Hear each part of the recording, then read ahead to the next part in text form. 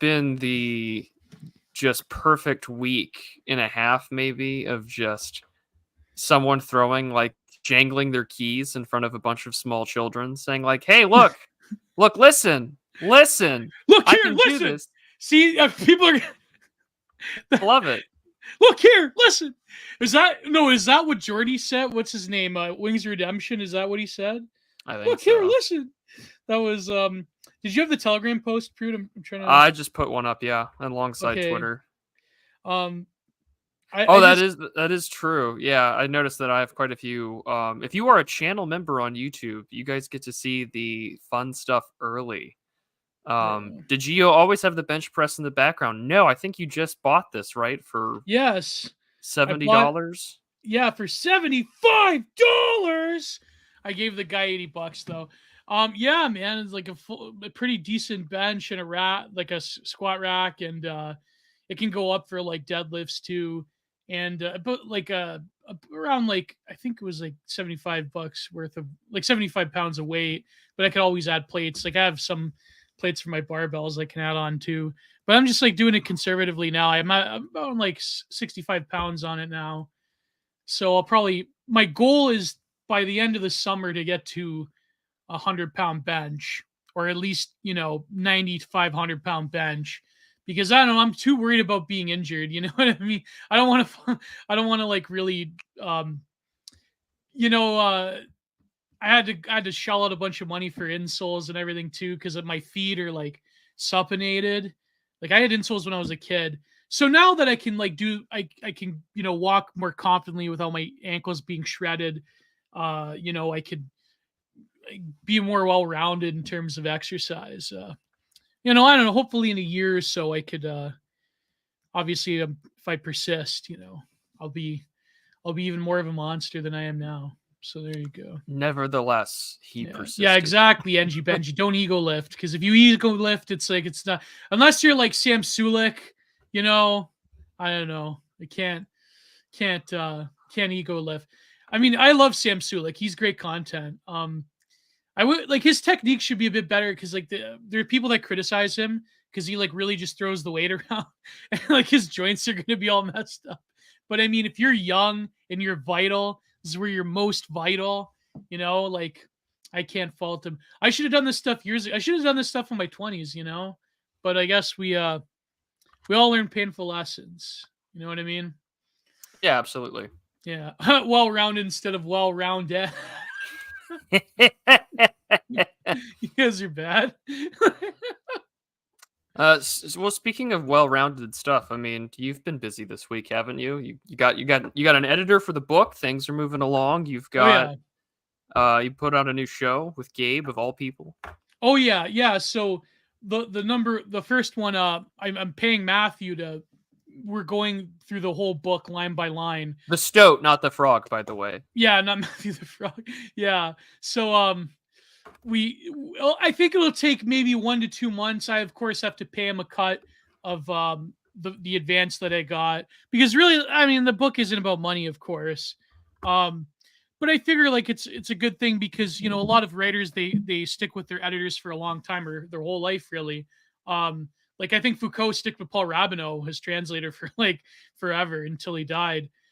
So hopefully it works out, and it really is good, because even just like by us tackling the preface, a lot of things that sound better, things that I missed, it really is. I could tell it's going to come out pretty good.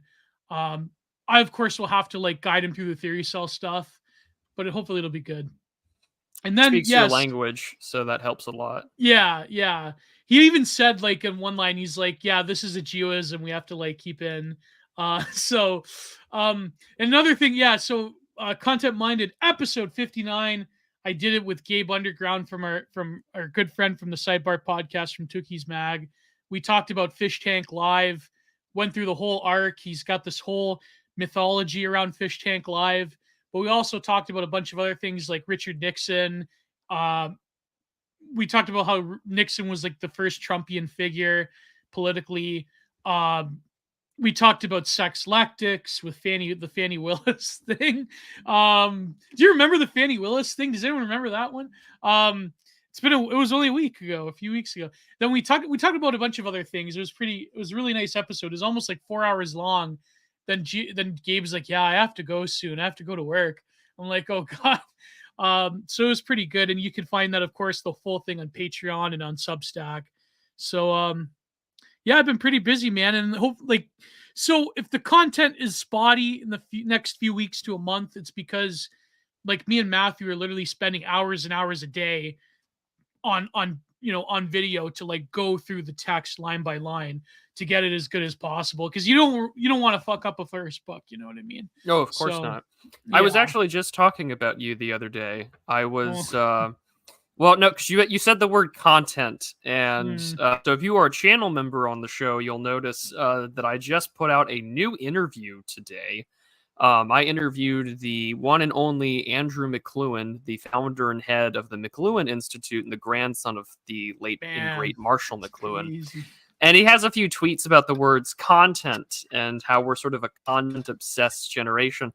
And I said, "Oh, you'll get a kick out of this." I said, "The co-host of the show that I do, his whole shtick is called like the content corner." And he's like, "Oh, very interesting." So if you're a channel member, I mean, just for $2 a month, you can go see it early. It'll come out on Monday. But I'm very happy with that interview. Got to learn a lot. He's a nice guy. He was very kind to talk to me.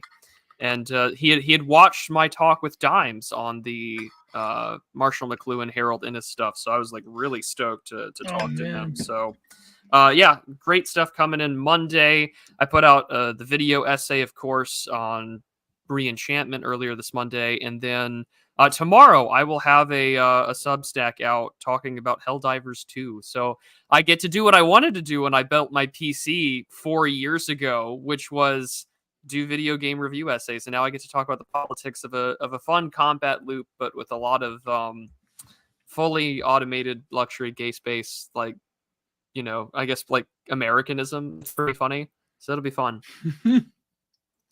Oh man, yeah. But well, content really is a mindset. That's really the whole point. I mean, that's something I came up with years ago, back in the Thermidor magazine days. I remember I wrote I haven't read it in years. I haven't read it, but I wrote this. It was a smaller piece about the content Emmys, and so that's like a piece of history right there. You could still probably find it in the Wayback Machine, or no, you can find it actually in my WordPress on the collected works, the PDF. I believe it was Content Minded Volume 1. So that was like, man, the content Emmys. That was back in the day, man. Like a lot of different trends. People don't realize like a lot of the trends come from that era. Like streaming with like multiple people. A lot of that, I believe the Thermometer Magazine podcast was like one of the first right after Myth of the 20th Century. And then, I mean, of course, the Gamergate guys were doing that back when they had Google Hangouts or whatever. But Yeah, but then I remember everything like, was Google Hangouts back then. yeah, yeah. And then of course, I believe in terms of like the NRX sphere, the first it feels awkward having the camera, but I just wanted to flex that I'm not Just wanted to flex the rack in the background.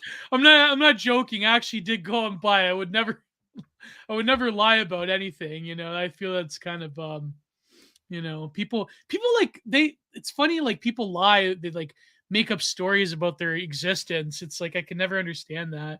But anyways, yeah, so I think the first like real NRX sphere type of podcast was, I believe, Myth of the 20th Century.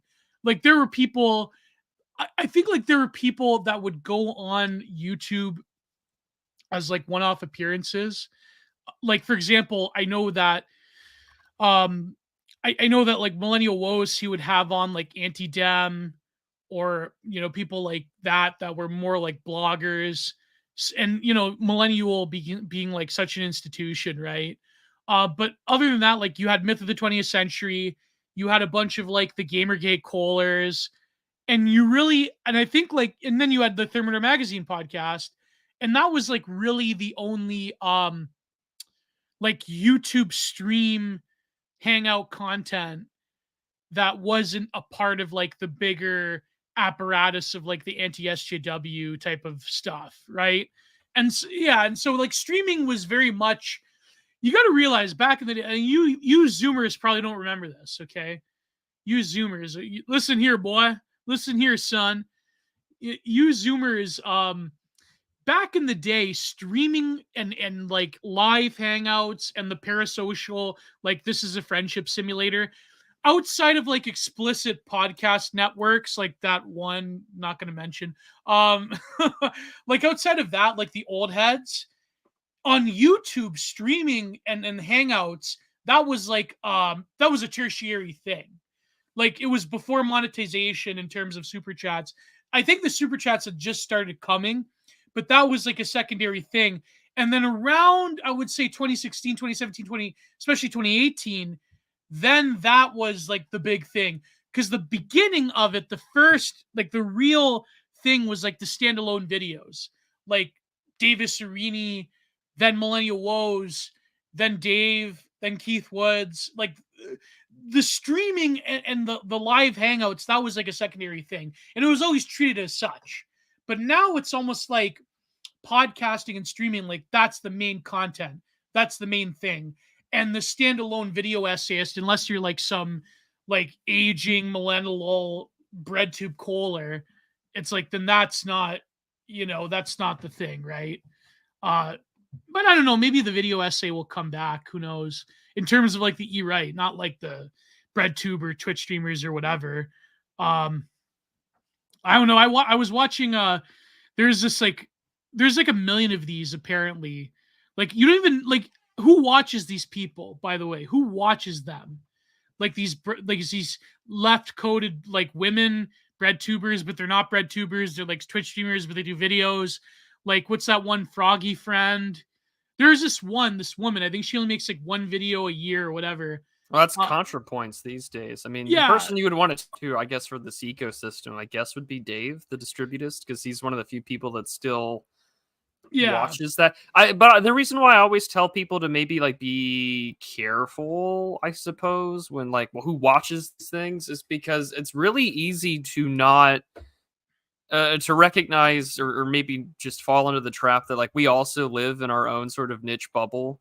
yeah, true. Because like I said this in my talk. Oh, that was another thing that came out this week is I was on Meta Prime's podcast. There's like 3 hours of Meta Prime just letting me ramble. Man should have interrupted me more. The one of the few times where people should interrupt me more is when I don't shut the hell up. But I had mentioned and I think I mentioned it on this show too one time, is that I turned on incognito mode for YouTube just to see what on earth the algorithm would recommend me.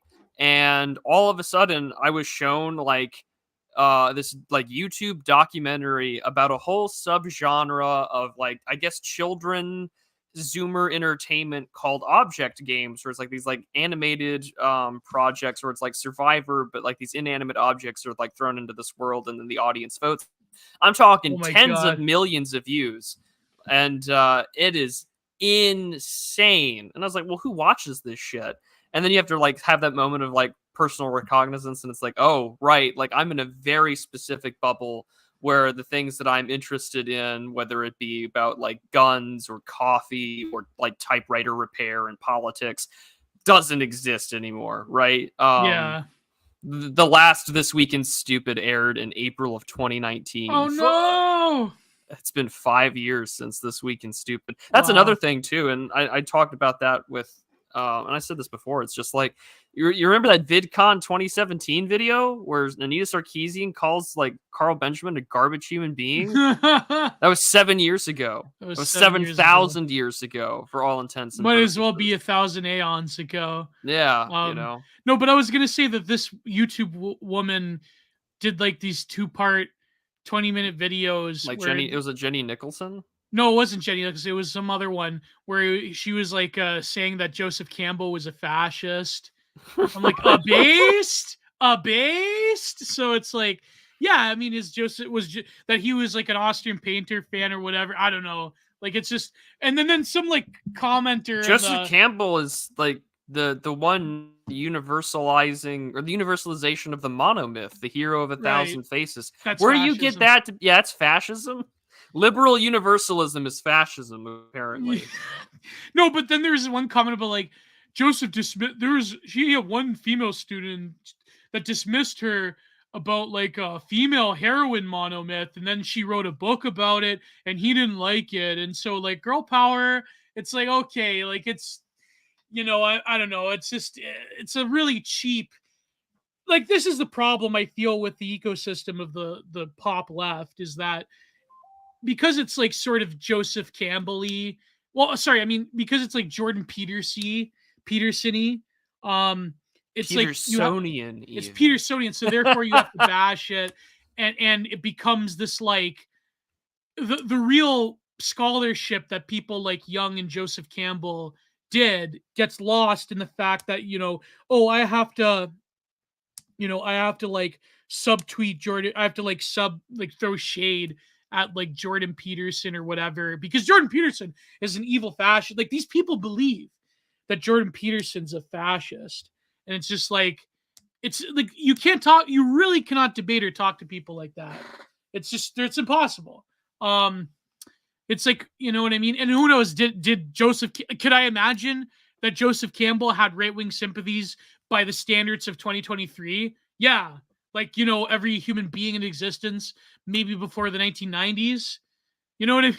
It's like I don't know. It's all coal, and this week has been nothing but coal and brimstone. But yeah, like this is the thing. Is like I wish we lived in their hell world. Yeah, yeah.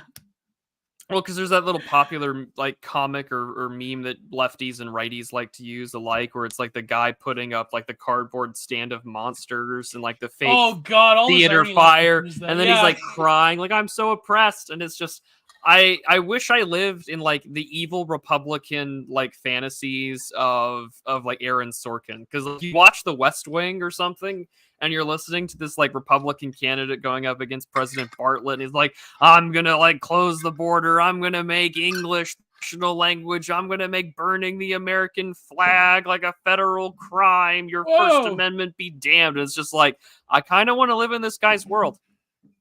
I don't know. That sounds like a pretty alternative to what I got now. Did you see that one clip that went viral where it's like it's a British was it Coronation Street or was some other like state-funded broadcaster soap opera where it was a trans guy, like he's a trans in a transformer in a jail, and like you see the prisoners coming, like, and she's like, no, get away, remember, did you see that clip? It's like, only if they followed the rules that they wouldn't put her in that situation. And it's oh my god, it was oh my god, it was laughable. It's kind of like watching the SVU like Gamergate or Incel episodes. It's so over the top that it's actually like it could have been written by a right winger to like spoof what the left believes. Yeah, Stonso plus Giga Chat. Who like honestly, I like. Can you guys be real for a minute here? Can you just like leave this guy alone? Can you just like not that I don't like? I think Stonso is evil, but I'm saying that he's obviously doing a bit. He's not doing a bit. He genuinely believes all this stuff. But what I mean is that he knows that the right wing on Twitter, that they're like they hate him and they like go after him. So he has to like intensify what he's saying. You know what I mean? And so you people keep giving him this attention. It's just like, why are you doing this? He's like a nobody. He's been doing it for a few years. And, then he goes into this like huge, like this huge, like top card battle with Steve Saylor. It's like, just listen, like, again, just what's the Treehouse of Horrors, the Simpsons song? Just don't look. It's like, it's boring. Yeah, exactly. It's Louis P. It's boring at this point. Who cares about Will Stonsel? Like, do you all have Stonsel derangement syndrome? Like,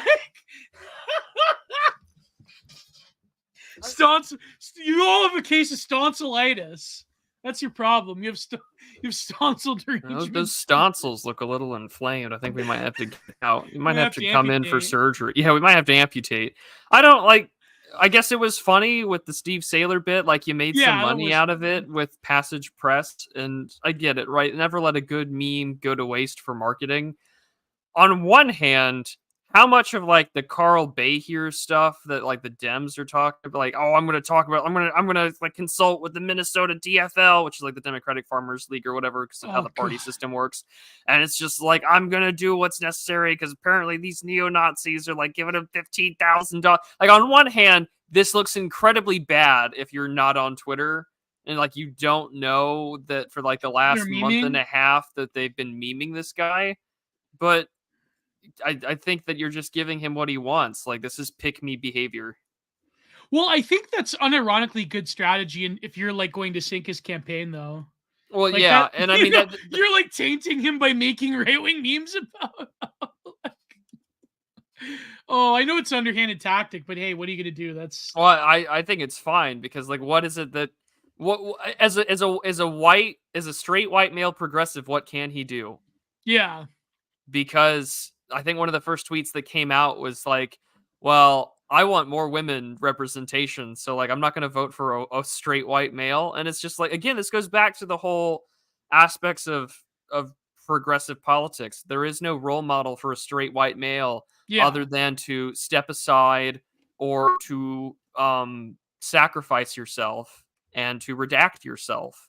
Like, the yeah, logical conclusion of that stuff is of that fact, and I think that that's really unfortunate. yeah. Oh, what's unfortunate? Well, what's unfortunate about it is that like he can't go anywhere because he can't abandon his progressive priors, and he's No, not he's. going Oh, you to. mean Stonsel? Yeah, Oh yeah, he's done for. He's stuck. it's like, unless you want to go to the right, quote unquote, like the based draft thing that Spangel wrote about a few years ago, which I don't see happening. At least with Stonsel, he's a true believer, and I mean, like, also the bit makes him like, I guess, more notorious.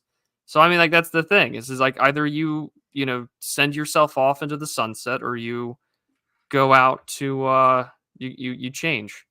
Yeah. There's no. Yeah. Oh, because I was looking at what Philip said here. His law professor passed away in his sleep, so that's Add him to unfortunate. my prayer Yeah, list tonight. yeah. Also, if we're doing prayer requests, a good friend of mine, who's actually a friend of the show, his mother got diagnosed with pancreatic cancer.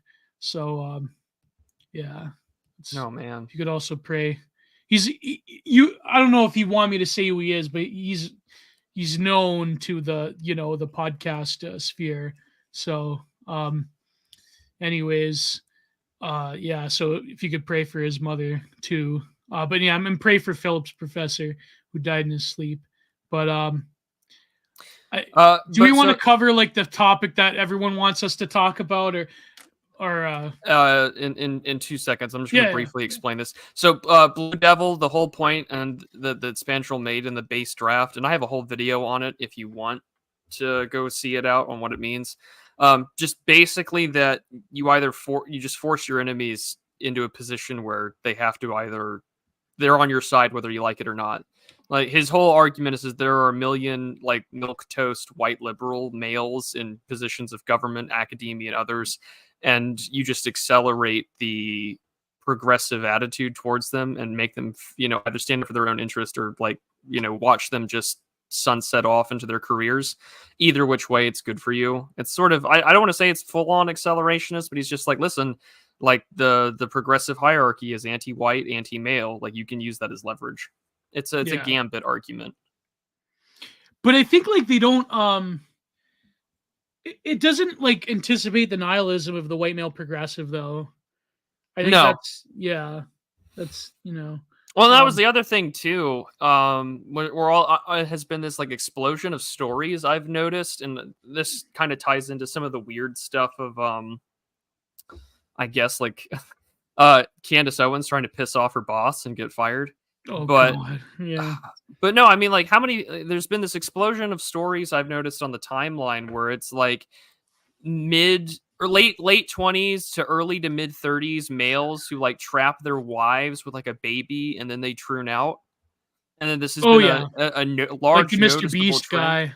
Yeah, like you had a wife and kid, and now all of a sudden you've turned yourself into an unrecognizable freak. And I mean, it's an epitome of pride, right? Because again, there is no straight white male progressive like role model. So like the model pathway for you is erasure, is suicide. And it is to erase yourself from being seen as a straight white male, the sign of the oppressor. So that means pruning out, which even then, that's never a full thing. Because you can go on Twitter right now and look at some people getting upset over the use of the phrase like "rest in power" or whatever, or that Oh God. there are no things as like a white gay or a white transgender person is still white. Like they'll never leave that immutable characteristic alone. So yeah, it's like all those memes where they're like step one, step two, question mark, profit, step four. It's definitely like that, and Yeah. it's incredibly depressing. But at the same time, like it is I mean it is a uniquely crazy time that we live in, and how could I say it? I think that it seems that even back in the day, like I mentioned those old heads, right? Like, okay, yeah, like certainly there was always in America an awareness of like of race and identity and religion, and but I think like nowadays like the conditions of bare life is sort of like becoming the center stage of everything now, or at least maybe that's just an American perception thing. But like it seems that there is a subtly apocalyptic nature to everything. Like you must be here, you must be gone. It must the other side must be erased, and or else we're not going to survive. It seems that there is very weird intensification of everything in the age of disenchantment, and it's like what else are you going to do? Like it seems the whole conceit of civil society that we knew it, or at least, and it was always probably a lie anyways, but it seems like the conceit of like the quote unquote open society where we have to like allow for pluralism, and what about like people, we have to be pragmatic about the fact that the other side, what are they going to do if we get power? I think like all of that, all those political equations are gone, and everything becomes very visceral and existential and a quest for the future. But the only thing is there is no, and I said this like right in the preface of my book, there is no longer any sort of like utopian or revolutionary vision of anything, because now like the future is just bare existence. And what is your vision going to be of like my group is going to survive, but that's the metric, is to get to this place. And I was thinking about it today because of the, like, I don't know, like it seems that Black Twitter, they're like they're getting like the progressive section of Black Twitter, they're getting like gassed up on the North Korean femcel rad fems who are like doing the voluntary extinction thing. Um and it seems to be like a topic that just comes up like every few weeks now. And I was thinking about, I'm like, people are like, oh, why are you like going to snuff out the future because of your ridiculous political concerns or whatever. It's like, and okay, yeah, maybe it's not so ridiculous in places like South Korea or whatever, but it's like when you think about it, like everything has to become this like weird um hurdy-gurdy song that relates to who you are on a very visceral existential level, and that the future is just a means to survive into it rather than any vision of what that future will be. And I think that there was this one like weirdo like Black Twitter woman who said like, if we have to snuff out the whole human race to not be, to not like give children to loser men that hate us, it's worth it. And I think like when you say, okay, that's like, okay, whatever, that's just like some deranged woman, post the Trump clip, shut up, silly woman. But I think when you actually like think about it objectively, a lot of different groups are saying that like it's better to destroy everything than for whatever like condition that we've come up with not existing anymore. Yeah, exactly, Thickback. It literally is like a jihad mindset. It's like the whole the Dire al Islam has to come out to come into being, or whatever like manifestation of ethno-narcissism has to come into being. Or yeah, Radfem Rusty Cole, yeah.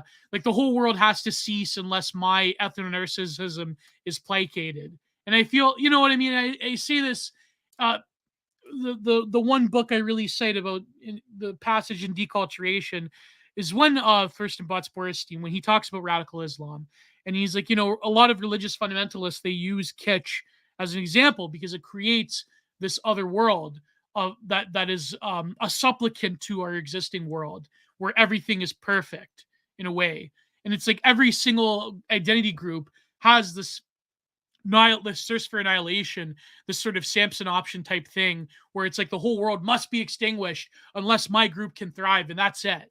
Like even if it concerns something as fundamental as like reproduction and the furthering of the human race in general, like that's you know what I mean? Like it's like and yeah, you could say it's ridiculous because it's like a rad femme like Thomas Ligotti sort of thing, but but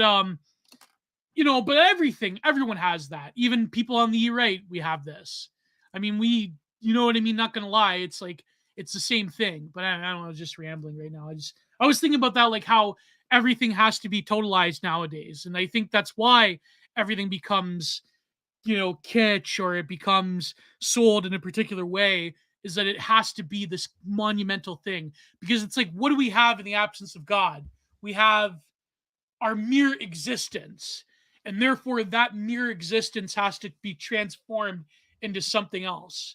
And if it doesn't, then everything must be extinguished. Annihilate everything that exists, unless you know what I mean. Like, oh, every group. No, but Philip, it's not. I'm not talking about your group. I'm just talking about every group is like this now.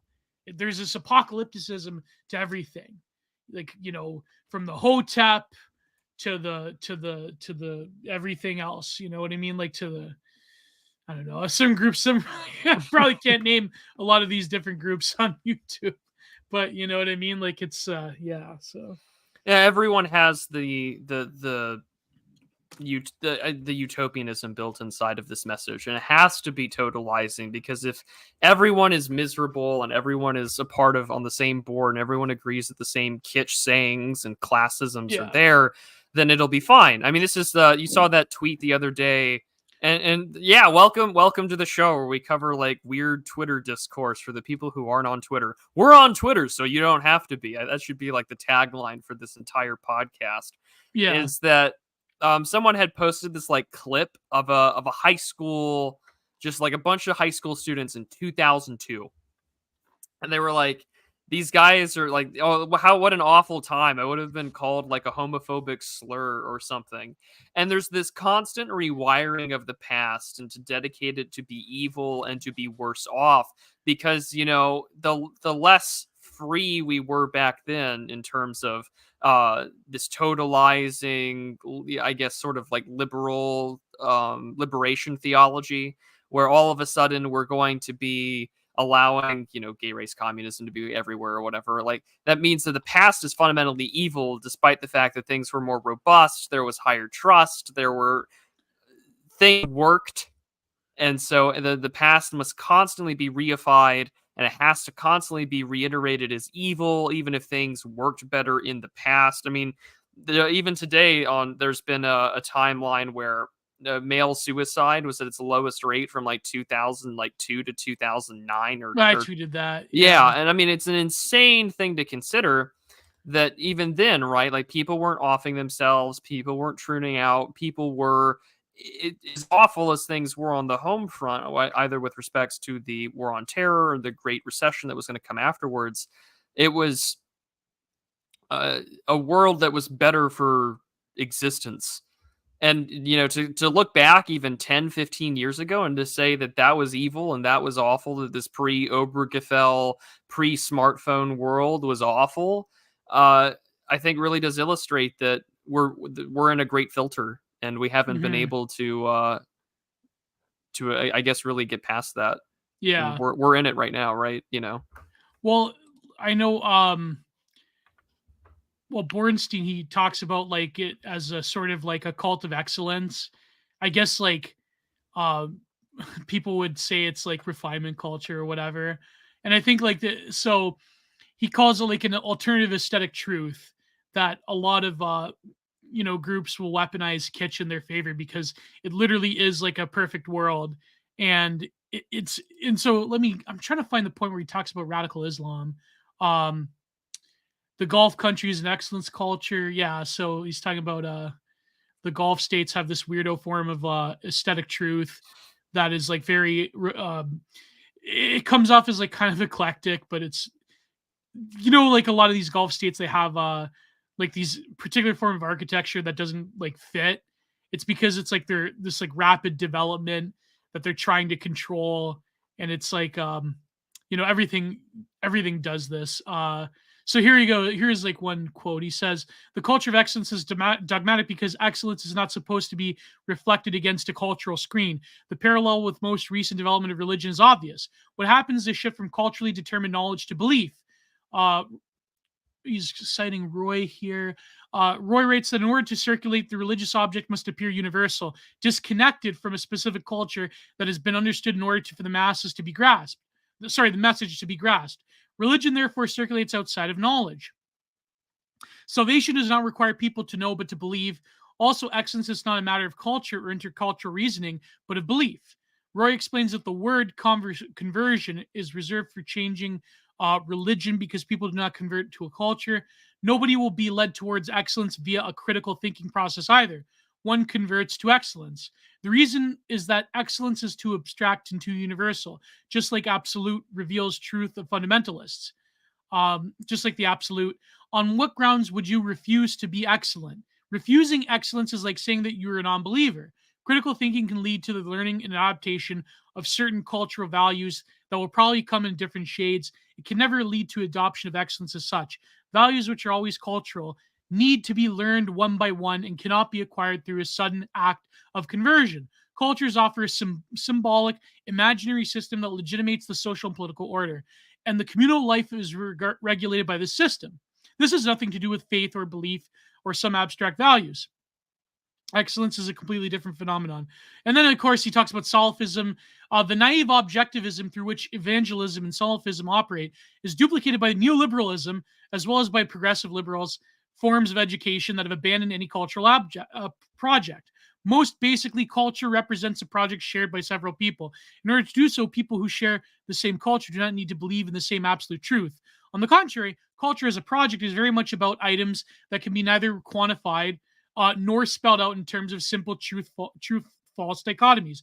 There are emotions, choices, values, desires, perceptions, attitudes, interests, expectations, and sensibilities. To understand and communicate all those ideas, cultures need critical thinking, philosophy, human sciences, traditional religion, at least during their modern phase of development, were not hostile towards these critical activities, while fundamentalist religions, to which I include also progressive liberalism, have a form of excellence that is similarly unmediated, absolute truth. It can be taken away like a hamburger. Fast food is convenient in terms of globalization, which is why we have fast food religions, fast food education, fast food politics, and fast food art, which is catch. So, in other words, they all share a form of this quest for excellence, which is okay. It's like you can't really question what excellence is. You can't really. I mean, you can, but it's like, okay, why don't you want to attain the maximum efficiency of something, right? Now, beliefs can have those maximum efficiencies as well, but they have to destroy and ignore those things that have given rise to those belief systems, which is culture, right? And this is why I know it's a cool talking point, but like this is why uh progressive neoliberalism, whatever you want to call it, has a similar nature to like evangelicalism or radical Islam, which is that, for example, evangelicals in America, they're kind of like really detached from the cultural surroundings that they share. You know what I mean? Because they have this sort of very closed system of belief. Whereas, like, for example, Catholicism or Orthodoxy are very porous when it comes to cultural influences, right? There's something particularly about American Protestants, but not to go too hard into that. Like radical Islam is like that. They have no regard for the native cultures that they inhabit, right? Like they blow up the Buddhist statues and whatever. And so like the regime that we live under is very similar to that, in that there's this combination of kitsch and excellence culture, that the only way to be truly excellent in a political context is if you basically erase and destroy any rival cultural upspring or native context to which you are grafting on this greater political thing, right? So you can't really have this is why politics becomes existential, because it's a form of excellence. It's a form of kitsch. It's a contained world that must be adhered to.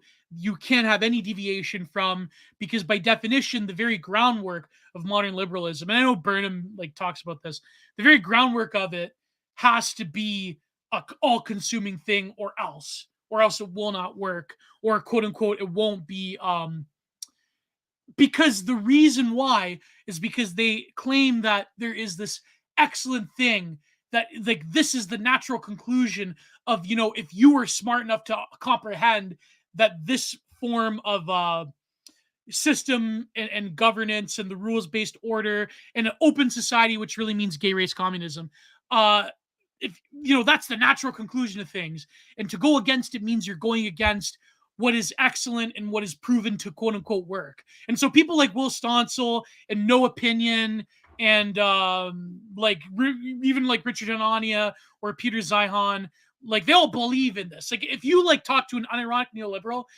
they have this like functionary brain, because they believe that this is the truly, like this is the way that you maximize society. Because like what is that fucking rat Anatoly Karlin? What does he say? Oh, this is what high elite opinion is given towards, because like elite opinion buys into, you know, certain versions of gay race communism, but also like neoliberal economics, and like that's the way that you have an excellent culture. If you have trans rights in a civilization, all those rich, smart, beautiful people, they buy into trans rights, and so they're transformer rights. So therefore, this is the way that you have a functioning society that is prosperous on a material basis, of course. That's how they judge wealth, is through like a material version of what wealth is, right? So it's like you have to abandon your own culture. You have to adopt this like greater excellence culture because it quote unquote works. And you can't really argue against what works, can you? So it's like, you know what I mean? It's just like all these people like Hanania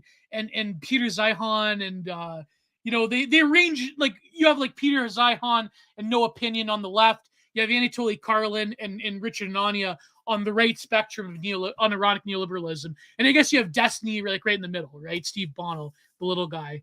So sorry, I'm going off right now, but like, yeah, that's a mouthful. Well, I mean, are you still there, Prude? I'm here. Okay, yeah. I was going to add what could be a better example of what is more totalizing than the odious Letitia James putting out the. Well, no, this just came out earlier today at 9 a.m. my time, so 10:30 a.m. Eastern Standard Time. Masterpiece Cake Shop, a Colorado bakery. Why is the Attorney General in New York talking about Masterpiece Cake Shop from Colorado, who's been attacked for decades? Anyways, this bakery has discriminated against LGBTQ plus people before, and I am urging the Colorado Supreme Court to stop this transphobic discrimination because they refused to make a customer a cake when they found out it was to celebrate her transition. Follow-up tweet says it's not complicated. Denying services to someone simply because of who they are is discrimination and it's illegal. I will always fight for the rights of the LGBTQ plus community, and that community faces discrimination, or any community that faces discrimination or hate or any kind. First reply is from Jeremy Carl saying justice will be served when you're in prison, which I hope so. Lord willing. But yeah, it's again, that's totalization, and that's also just power in a nutshell. But yeah, excellence is, and it kind of goes back to like what's that Josh like Earl or Eckel or whatever his name is, the guy who runs Project Liberal, which is basically the Occupy Democrats. Jack Eichel, the Jack forward Eichel. For the Vegas Golden Knights. No.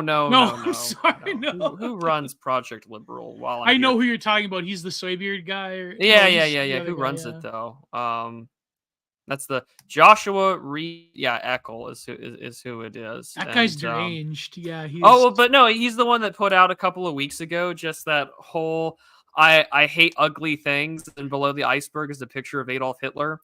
And it's Yeah. just that's the totalizing dichotomy that you have is that everything lives under the shadow of that guy when it comes to American politics in the West, a lot of Western politics in general is the post-war consensus, despite the fact that uh, if and it forces you, of course, into such rhetorical extremes, and this is nothing new, right? Like the totalizing thing is like if you don't want shit on your streets and you think that your tax dollars shouldn't be subsidizing like safe injection sites or how the Canadians this mainly under Trudeau's government has been allowing you to just get like drugs from the state themselves rather than like trying to get it from dealers. And it's just Have I'm you been sorry. to Vancouver's Lower East Side? I Have you seen it? I've seen photos and videos. I've never Yeah. been there myself. Do I have There you any go. desire to? It's like asking me, "Hey, man, do you want to go to San Francisco for the weekend?" No, not really. Do you You want to know, do you want to go to Kensington and Philadelphia? like, yeah, I don't, but Yeah. I appreciate the offer. But I mean, that's the totalizing aspect of it is that if you must agree to these things and go along with it because the alternative, of course, is always going to be the fash, which is again that's how it always this is what it gets reduced to every single time, and it grows tiresome, Gio. It grows so Yeah, tiresome. socialism or barbarism, right? That's the whole that thinking's like older than we think. Yeah. I The- mean, it's even older than. I mean, it's even a pre-war consensus. I mean, it has the revolutionary mindset of someone that you would see in the 1880s. I mean, especially the yeah. sort of post-Marxist consensus of just how do we engage in the world? Like either we can embrace this revolutionary utopianism or barbarism and oppression, and there is no alternative. It is Right. those two options. Everything must be a dichotomy. The Ouroboros must consume itself and must continue to spin in the circle. And Yeah. here we are, over and over and over again. But what was it that you were afraid that we were going to talk about today? Oh, come Was on, you know. well, I don't know because everyone just spent like Aaron the last. Bushnell. Okay, because everyone today just spent the last like 48 hours talking about college girls. Oh my god. So Let's I'm do I'm that first. I guess I would if I were given a choice, what do I want to talk about? Aaron Bushnell or dancing college girls? I think I'll take the one that I would prefer not to quote Slavoj Žižek. I would prefer not. Yeah, Yeah. what's that Christopher no, that's that Peter Hitchens quote. I I would rather not hope to have any optimism on this issue. And it's just like, Mm, yeah, I would rather hope not to have any optimism on either of these talking points. yeah. You know why they're dancing though? Uh, Because they prove that the Stanley Cups, they have lead in them. So it's like it's like it's like, Royals going insane because they have lead poisoning from the makeup. It's like Oh, so I mean, the whole dancing thing was contextualized about purchasing those cups from Target or I whatever. think so because a lot of them had Stanley Cups in hand. Okay. But no, but before we get to that, I wanted to say lastly, like that's the whole thing about what Borenstein was getting at with the kitchification of religious fundamentalism, to which he includes left liberal neoliberalism, the left side of neoliberalism, because like that's a good example of excellence culture right there. It's like, okay, first of all, why would some New York, like one of the most powerful attorney generals in New York, care about a Denver, was it cake shop? Yeah, the Colorado bakery that Colorado everyone Bay. Like, knows. why? Who cares? Like, it's a New York attorney general. Who cares? What? And second of all, um, why is it that freedom of association is dead?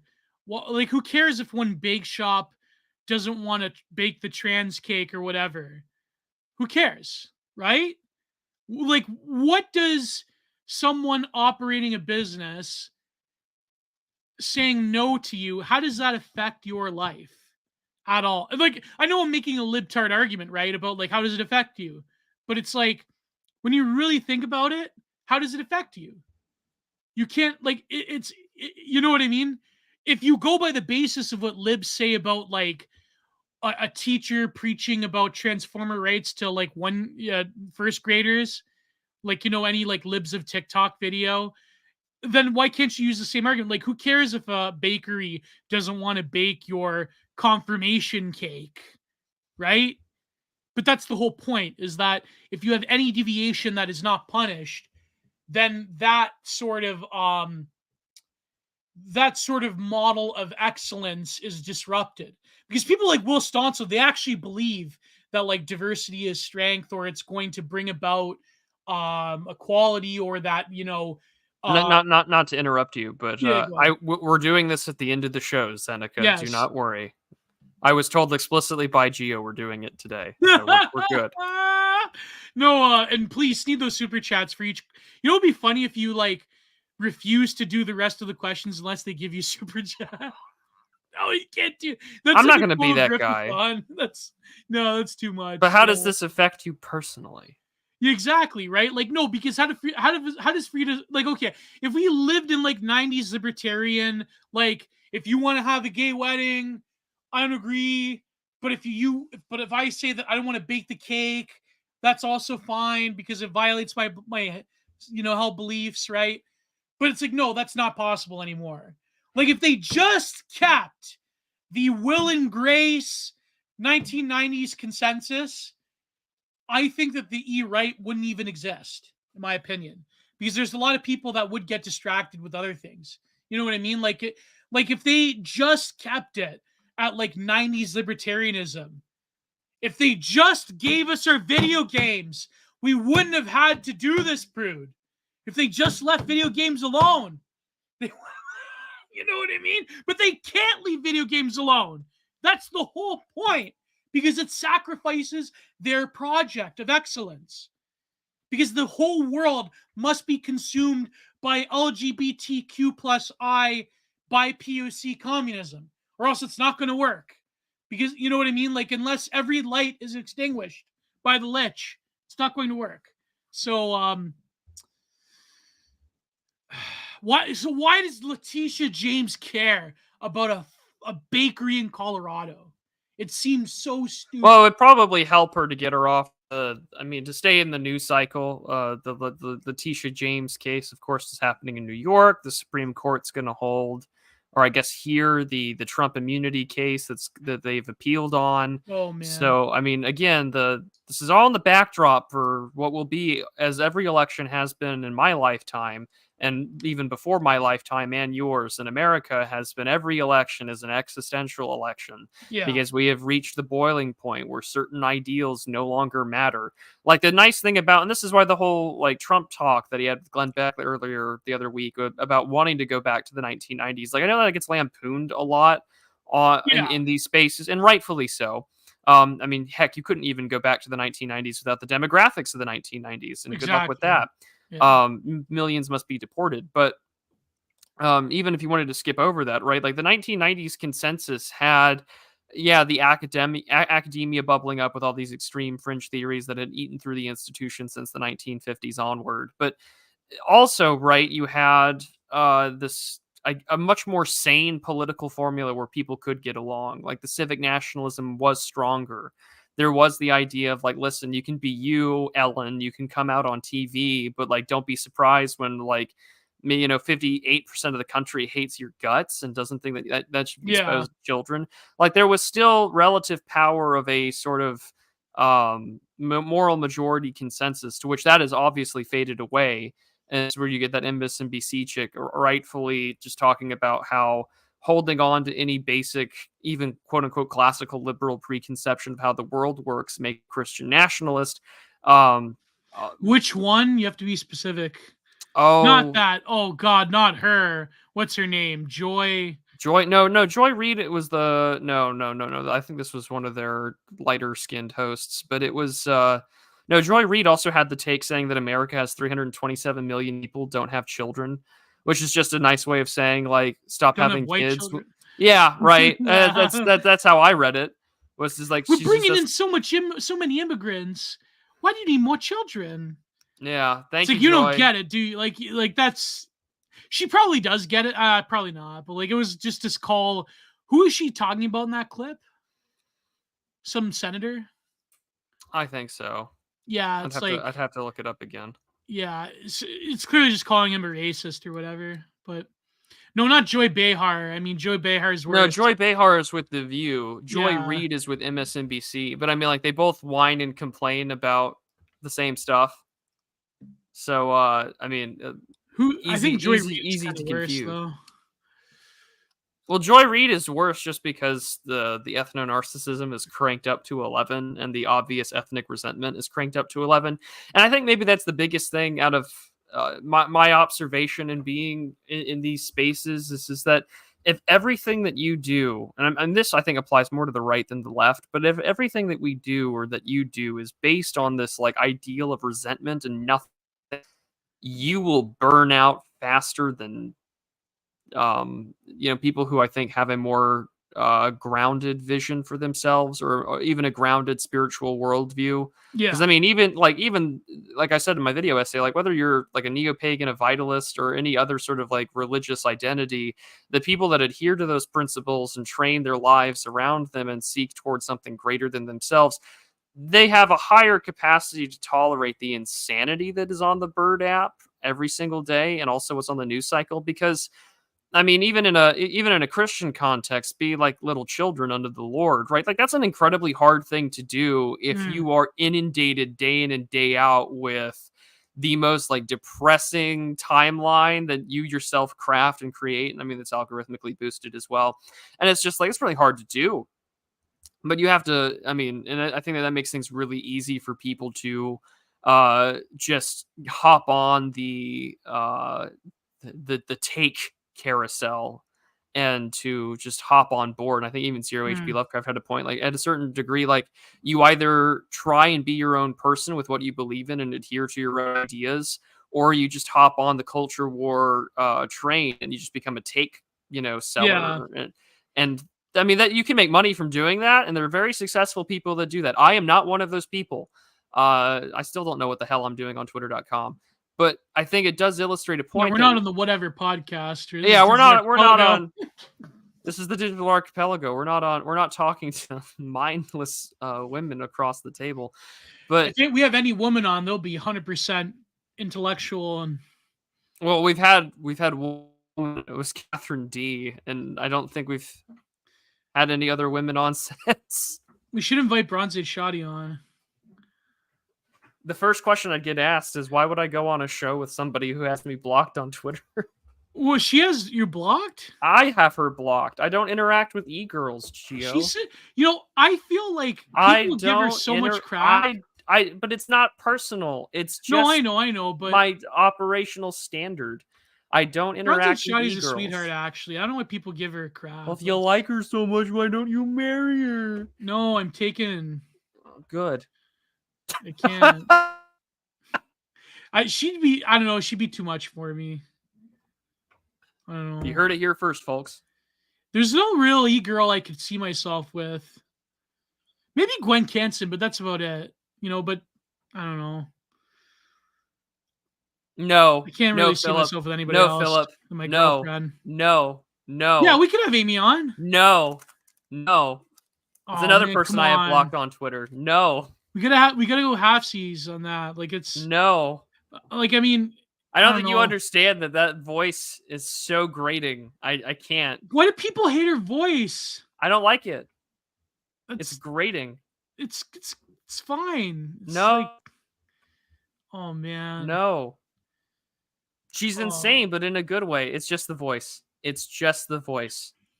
Even if she makes like some good points every now and then, I'm it's not- no, I don't know. Maybe no. I'll have to invite her on with Catherine. Maybe That we'll might do a be computer room that with might be Amy a content Therese. episode. Yeah, there could be a content my episode. Why do people give her so much hate? Like I don't understand. Like Amy is a sweetheart at the end of the day. I mean, all the e-girls that are mutuals with me, I mean, they're kind of like they're kind of like my gal pals. That's like it's have RFH on. Um RFH is actually a sweetheart in real life. People don't know this. They just I mean, she tweets insane stuff, but it's just I don't know. Anyways, let's move on. I know when Prude gets quiet, that's Invite Andy Worski be Frips. Will you fight your evil twins? That'd be incredible. That'd be incredible. I wonder how much trouble I wonder how much Pals? trouble we'd get in for doing that.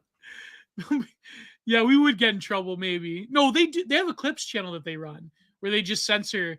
But no, it would attract like a lot of negative attention that I probably don't want to. I'm just going to be real with you guys. I know people have floated the idea of having Kino Casino on, but it's like it just they attracted some negative attention in our spheres. So, did anyone get the Gal Pals reference? Someone did. Yeah, it comes from Chris Chan, by the way. The Gal Pals. Apparently, my evil twin has 2 livers. I like this idea.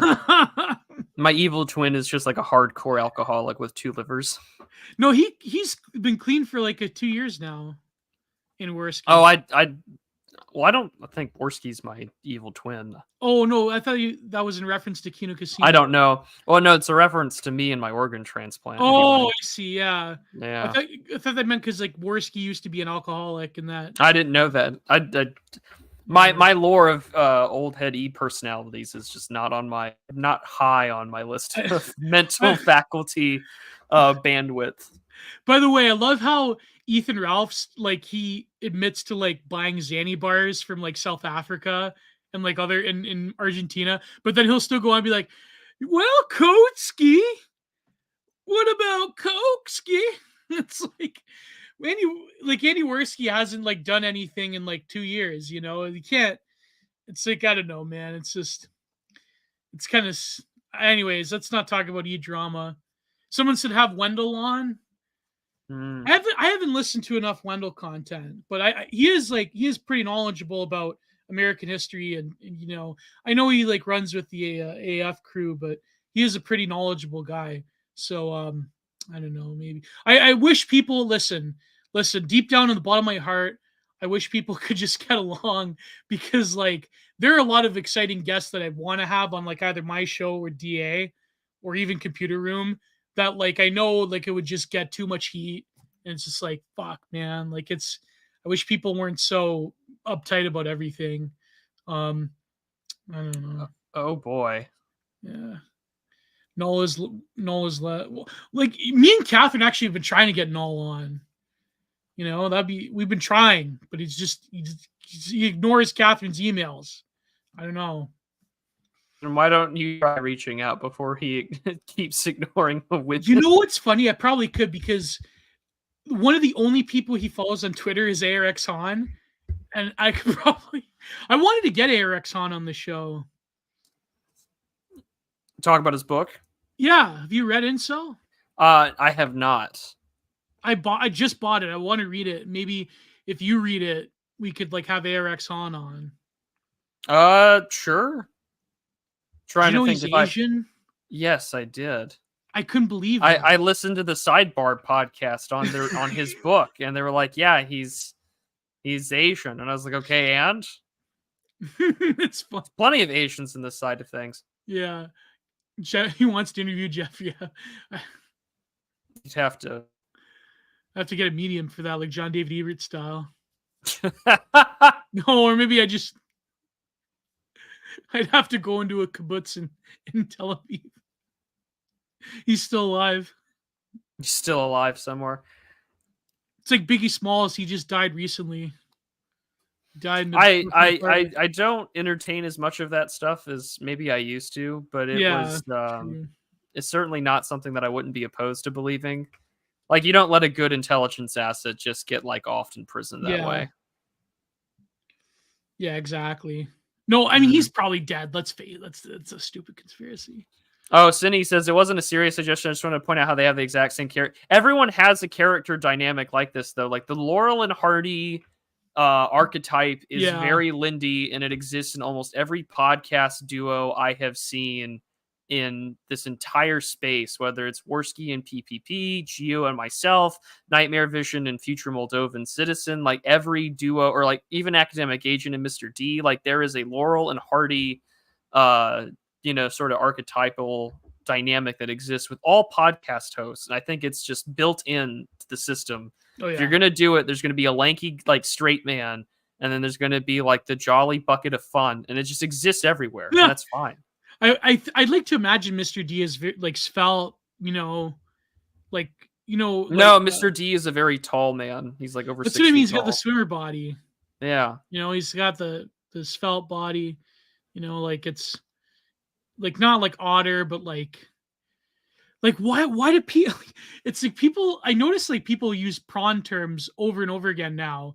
Like I heard Bratty Bottom the other day on like a semi-mainstream thing where like people use the term glazing now, giving someone a glazing. It's like why do people like it's just nothing now. It's like literally it's like what Byung Chul Han said about like pranification of everything. Like it loses its whole thing, you know. It's just I don't know. It's just anyways.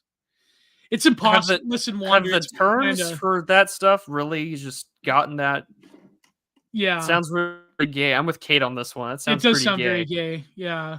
I wouldn't want that to be. I mean, it's incredibly prolific as it is, and it's in everything nowadays. Where even like mainstream YouTubers make references to it. It's on like mainstream television.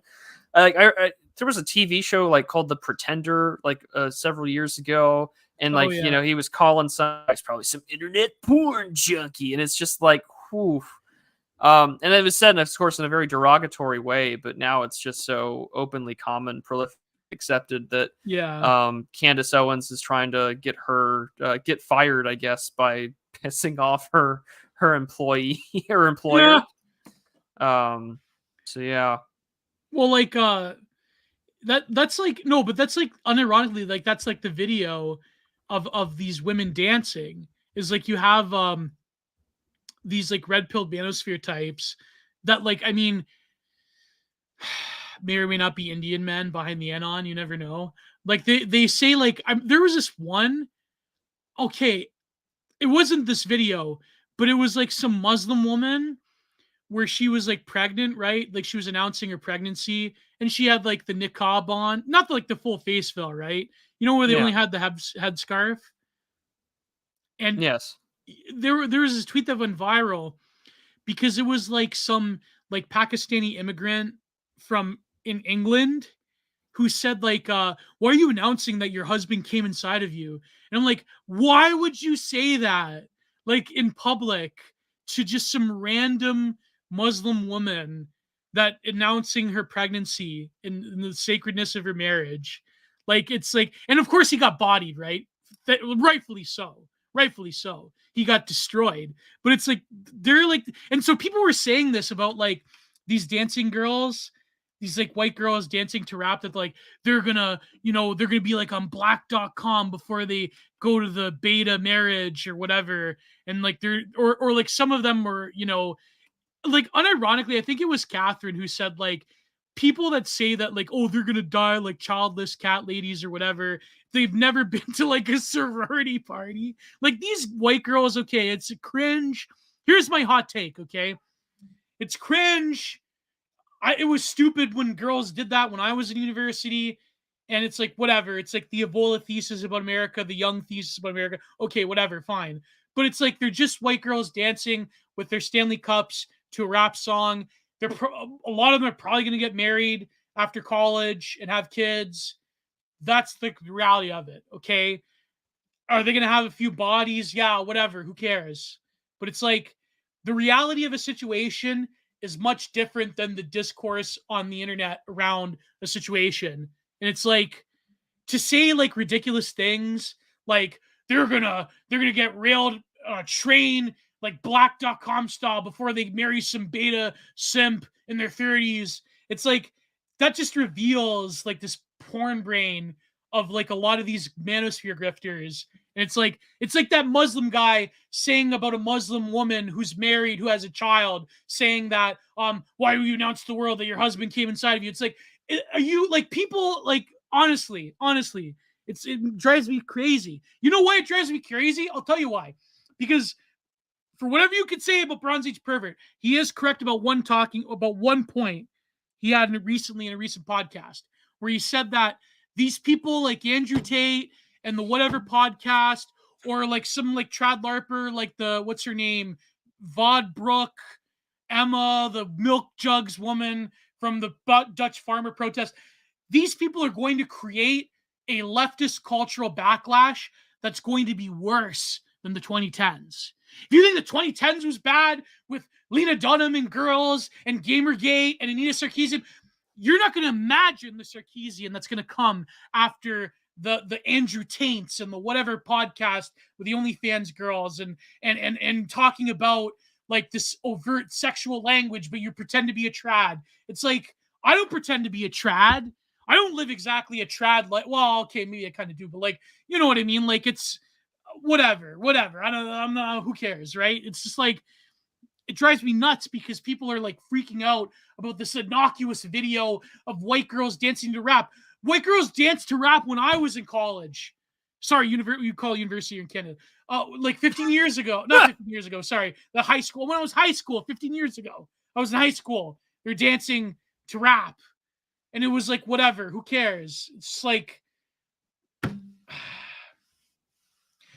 Louis P., who cares? Well, okay. The reason you have to care about a leftist backlash is because when it comes to normies, there was a moment in 2020, right after Clownvid, where even normies were starting to adopt right-wing talking points. If you're going to like erase that by like being a pervert or whatever, and like doing this like grifty type of thing where it's like anyone can objectively see, like they're not dancing half naked. I could understand if they were dancing half naked and they were like whatever, but they're just like, they're women dancing, right? If you go to a normal person and you're like, they're normal women, stupid college girls dancing to rap. You know who had the best take on it? Oris Press, Trad Western Art, and I believe it was who else was it? Isn't one of the accounts ran by a woman? No, one of the trad accounts is, but not him, not Brendan Hurd. No, he had a good take on it, and this other, was it Lee Emery, or was it someone else like that? Was it Vril that had a really good take on it, where it's like, it's stupid. Like the real thing to critique is like the whole like monoculture that is adopted, like, you know, American hip hop culture, that's, you know what I mean? Like that's stupid. But in terms of like just white girls that are dancing fully clothed in some Frosh Week thing or some like spring break thing, it's like, who cares? They're not dancing, like they're not like in a club where they're half naked, like those British, you know, that the British girl one?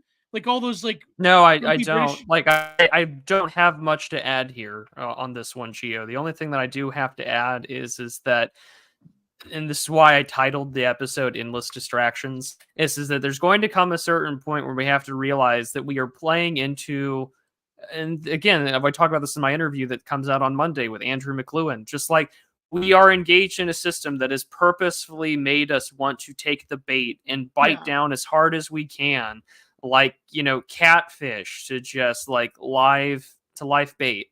Yeah. I mean, this is all that we are. Like, you know, don't... Sorry, Brad Kelly had a good take. Sorry to interrupt. Brad Kelly. It was Brad Kelly, our good friend Brad Kelly from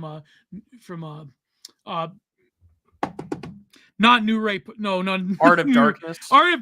Yeah, I did 5 hours with them. Art of Darkness pod. He had a great take on it. Of course, he was quote tweeting corrupted. Sorry to cut you off. Go ahead. I'm sorry. Yeah.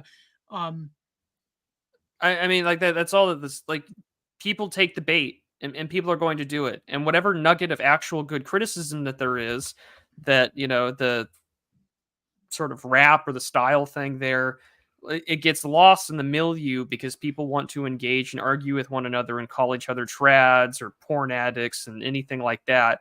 And all it takes to... Yes, I've been noodling. Well, actually, I haven't been noodling, although I've been with people who've done it. I haven't had the chance to go get my arm nippled on by a catfish. But I mean, it's just, we are playing. We're in a... I mean, even Elon Musk called it out, which is kind of funny. But like, you're in a PvP clout based combat game. Like, you have to fight. Nuance be damned. There is nuance at all to it. You know, like, brand has become like, even the word dissident right has now become branded to a point where like even that term is probably going to be dead. And a lot of people enjoy doing the righteous indignation stuff, and it's just whoo, it's fun, and it's just like, oh, some people are okay saying like, hey, I don't find this attractive, or I find this to be some aspect Yeah. of like porn culture or black culture, like whatever semblance of criticism that there is in there gets so lost by the million other people that are trying to pull you back into the crab bucket. When people who want actual criticism unfortunately get lost for the never-ending cycle of takes. Yeah. And I mean, there was a woman out there that had basically just said like, hey, this isn't for you, but like, I'm sorry, it's been propagated with over 1 million views. It's going to be seen. People are going to have their opinion because like that's the nature of the website. Is there good criticism to come out of it? Yeah, absolutely. Like the crypto dad and the screenwriter daughter. Like it's... Oh yeah, that too. What another great example. But one thing I can't let slip. Can you highlight Operative Kane's comment here? Yeah. Let me go scroll for it. Where is it? It's up. It's after Tuki's take. Yeah. Who runs the Tuki's the YouTube channel? Isn't it It's Tuki's Mag. No, but like who out of the sidebar, who runs it, the channel? Not Capitalisimo. No, certainly not Gabe. It's Tuki's Mag. It's David. Yeah, David. Yeah. Okay, so this is a bad take, Gio. You're saying that's totally, and I'm not listening, Operative Kim. I'm not putting you on blast because you've followed me for a long time, and I consider you a noble Gio cell. But I say this out of respect, right? I'm not gonna I'm not putting you on blast. I think it's a point of critique. This is a bad take, Gio. You're saying it's totally normal for young women to worship degenerate black culture. It's not. No, okay. Let me clarify.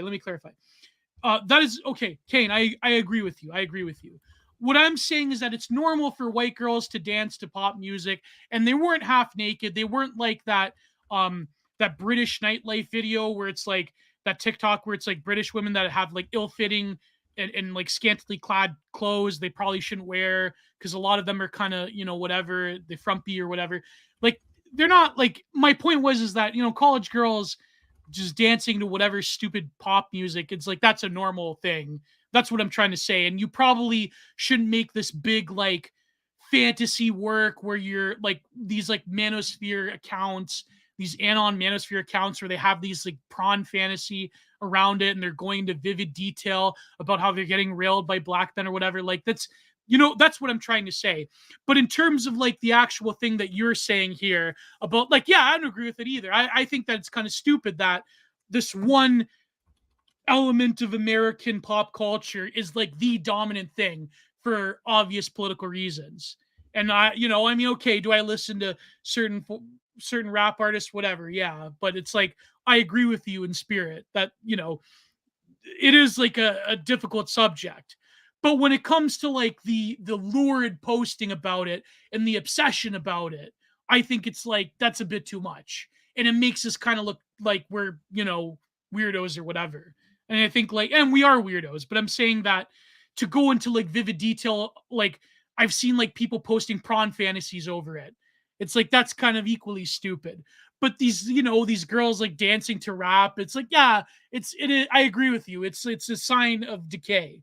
But you know what I mean? It's like one of those difficult things because the example is so ridiculous that then when you talk about it in such serious and stark terms, or you project things into it, then it becomes ridiculous, even though the actual issue on the face of it is stupid and is something that is a sign of decay, and it's a sign that our culture is degenerating, right? So I hope that clarifies, Operative Kane. I do agree with you. I'm just saying that a lot of these like grifters on the, a lot of these like, they're not even like right wing, some of them. They're like just, they're like, the like a lot of them are just baseless grifters, you know what I mean? That they're like posting these prawn fantasies about these white girls. It's stupid. It's needless. And so I'm saying like the freak out over it. It's like, I don't know. It's just, it's cool, man. It's cool. Like, can we talk about something else? That's what I'm saying. It's like, yes, it's a sign of degenerate American culture that is more or less xenophilic and so forth. But it's like, I don't know. It's just these, at the end of the day, I prefer it when I was younger, when white girls would be dancing to, I don't know, Avril Lavigne. See, I'm Canadian, so. Well, you know that song from the White Chicks movie, Making Your Way Down South? You know that stupid song? They used to Make dance my to way that song. downtown. Making Your Way Downtown. They had that fucking, they used to dance to that one. Just, I wish white girls would dance to better pop music. That's what I'm saying. But in terms of like the porn fantasies that have come from this thing, it's like, I hope Kane replies, because that's, I think I agree with him. I do agree with him, but it's just I see this stuff, and maybe Yes, 1,000 miles alone in the woods. 1,000 miles. Yeah, there you go. And Alone in the Woods, listen, I was always a simp. I was always wholesome Chungus women respecter. Okay, that's, you know what I mean. It's like how I can never understand Swifties. It's like a cult. Spoiler alert. I mean, people will, and I mean, this just goes on to power, that people go with what's popular and what's socially agreeable. Yes. And I mean, like Jay Burden wrote an essay about this, about like emotional sexual patronage, like a big problem that the right has at the current moment. And this goes back to the argument about visions, and like positive and negative visions. This is that, well, it even goes back to the whole art discussion too. Like, what is the response to overwhelming power structure that says this is the popular music? Yeah, exactly. And to Louis Cachet's point, like I like, listen, I'll never call anybody as a form of derision well, I can't say never, because sometimes you slip up or whatever. But no, I think like people like saying just have fun and like you're an incel. First of all, I think that using incel as an insult is problem. I know I'm using that stupid term, problematic. It's problematic for the DR is slowly degenerating to artsy feminism. Well, certain aspects of it. And I think like I'm more tolerant on the women question than most people in the dissident right. But I think that you'll have to have a balance in all things. I think that if you wanted to critique a lot of it, just like some stupid TikTok video of women dancing is kind of, I don't know. I wouldn't call anyone an incel over it. It's just, I don't know. Yes, exactly. What is dialectically trapped? Yeah. Sorry, go ahead, Prude. No, that's a good point. We are dialectically trapped. Raise concern, we have porn brain. If we don't, it's just because this is what young women do and are normal. Notice how like fun, isn't that the neat trick, that there's just this dichotomy? Yeah. Every time, and there's no, and again, no nuance. There's no one, nuance is dead, and it's forcing you to be nuanced. Or like, even if you wanted to be nuanced about it, people will try and destroy you for it. Like, I mean, the Aaron Bushnell thing too, right? Like, that's another thing where trying to have a nuanced position on that either gets you called like a Zionist, third worldist, or whatever. Like, there's no room for any of it. And so what's worse is that actually raising complaints about it, like what Lewis was talking about, people are willing to just defend it for clicks. And this goes back to like the Tate stuff, the porn brain, like even with these like just knee-jerk reaction terms and words that we use. Yeah. It's like we don't, no one does ballroom anymore. No, I think like if you're criticizing it, you're not like, when I mean porn brain and insult, I'm not criticizing people like Kryptos who are against this video, right? I'm talking about specifically about certain anon like masculinity influencer grifters that they go into like elaborate porn fantasies about these women. That's what I'm referring to. Not everyone who criticizes the video, because like, for example, okay, like the point that the Kane made about where is it? It's because it's just what young women do and is normal. Okay.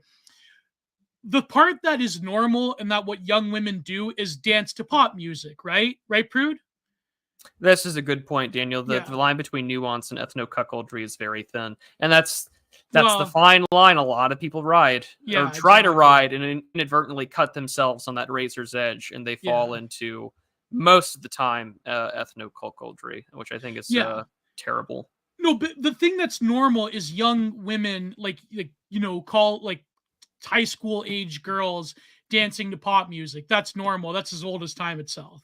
What's not normal, I agree with people in the chat, is that to dance to like overtly sexualized rap music that is in some ways alien to the experience of, a lot of ways alien to the experiences of the average white girl in North America. It's like, that is, you know what I mean? Like, but if you say that, then you're going to get, of course, you're attacked by leftists no matter what, right? But I'm saying that, there's probably a more mature way of going about it. You know what I mean? And I think, Kruptos did, even though I don't agree with certain points that Kruptos had, he did have a pretty decent thread on it. But at the time, like, the problem is that Kruptos gets labeled and thrown in with the masculinity grifters that have the elaborate black.com porn fantasies about these young white girls dancing to rap music. You know what I mean? Like, that's the problem, is that, so it's like you can't win.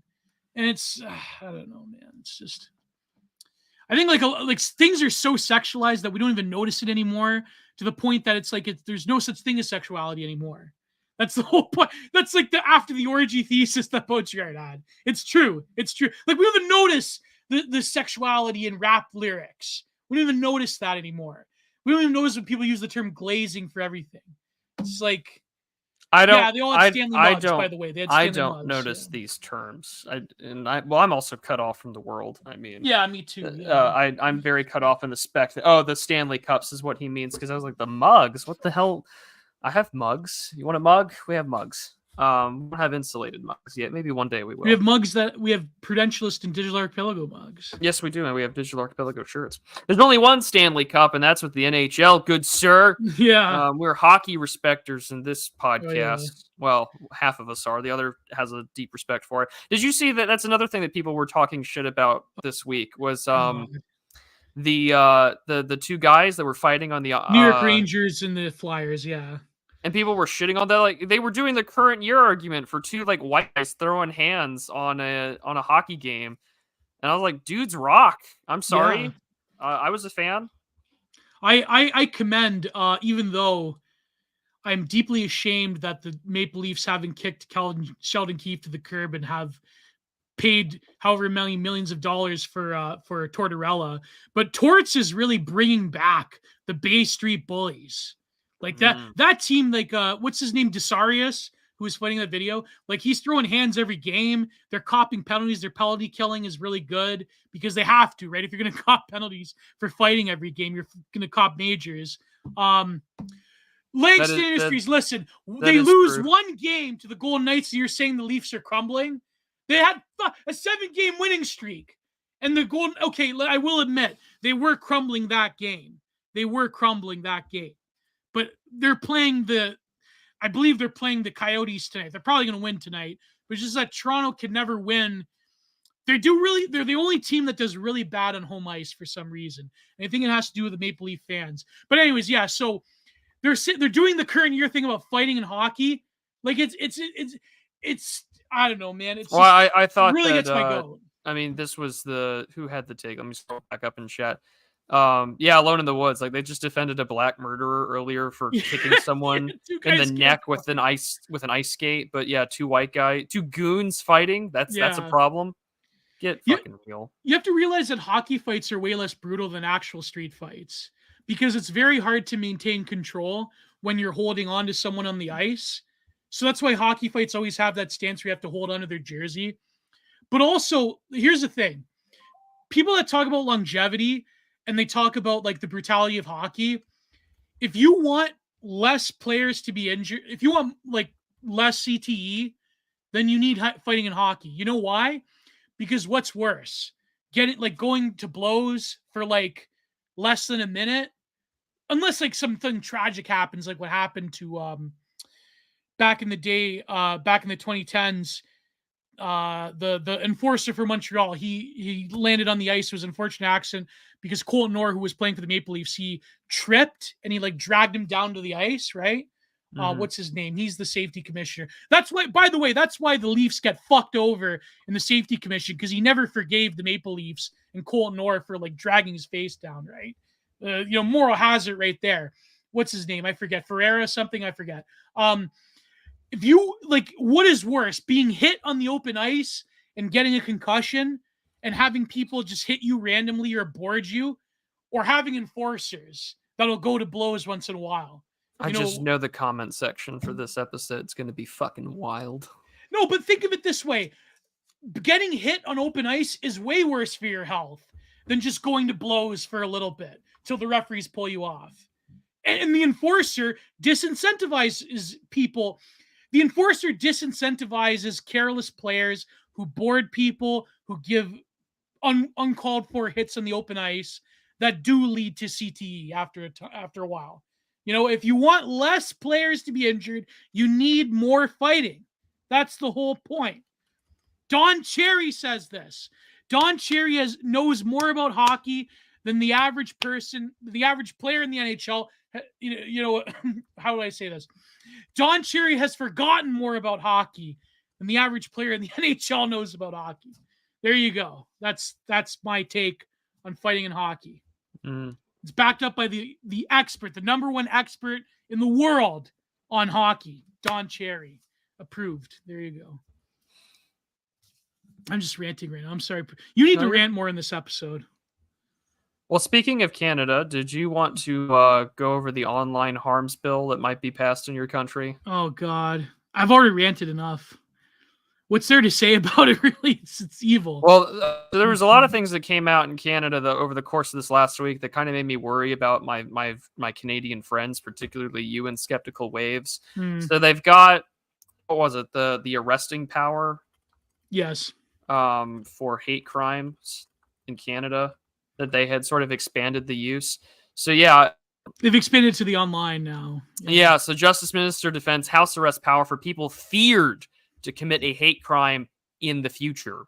And how just borked Canada is. Justice Minister Arif Virani, that's a very Canadian name, very Canadian, has defended a new power in the online harms bill that would impose house arrest on someone who is feared to commit a hate crime in the future, even if they have not done so yet already. So we've got pre-crime, but it's for white shit posters in Canada. Yeah. This person could be made to wear an electronic tag if the Attorney General requests it, ordered by a judge to remain at home. Also, this hate crime stuff would also allow to have power upwards to life imprisonment. For instance, there would also be a peace bond that could have conditions that include not being close to a synagogue or a mosque, he said. It would also lead to restrictions on internet usage and behavior. This would, quote, help de-radicalize people who are learning things online and acting out in the real world violently, sometimes fatally. The bill would strike, Mr. Virani said, the bill would strike a balance, though, and would mean that content that is awful but lawful would remain online, which I doubt that would happen. And all this, of course, targets white Canadians above anyone else. So you can't go near a synagogue, can't go near a mosque. We have house arrest power, even if you have never done anything hateful before. And guilty of posting hate speech could have victims paying or having you pay up to $20,000 in compensation if they perceive it. And this bill would allow people to file complaints with the Human Rights Commission, the Canadian Human Rights Commission, over what they perceive as hate speech online, including off-color jokes by comedians. This is according to the Globe and Mail, published yesterday, updated 9 hours ago. I fear that this will pass. Yeah, it will, because NDP supports it. Then yeah, I mean, that's terrifying. Yeah. Go ahead, arrest me. Do it. You know what? I'll go on Tucker Carlson. I'll embarrass the fuck out of you. I'll make a huge spectacle of myself. You know what? Let me quote Ethan Ralph for a minute. I don't scare, bish.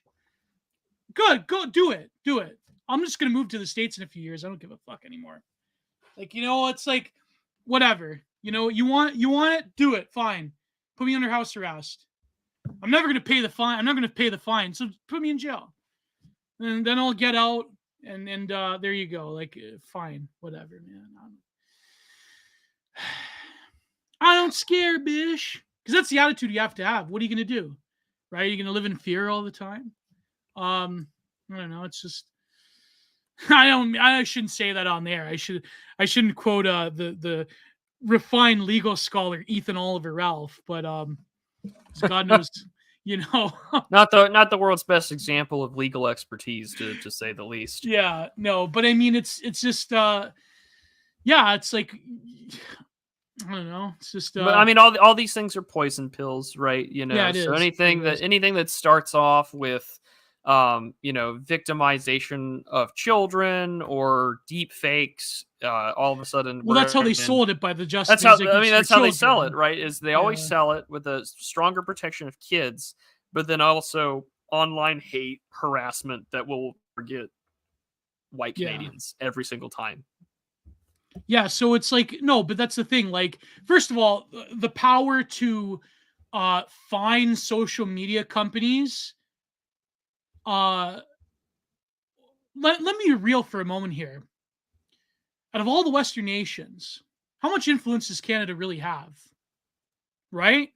Compared to the UK, compared to even France or Germany or even Australia? Contextualize it within the Anglosphere first, Geo. Okay, yeah, okay. But You need to compared to UK and America? contextualize it there, because you saw this with COVID, you see this now with Canada. Um, those two countries, I mean New Zealand as well, but I mean like the periphery Anglosphere nation states are always the test bed for what comes next. Right, right, right.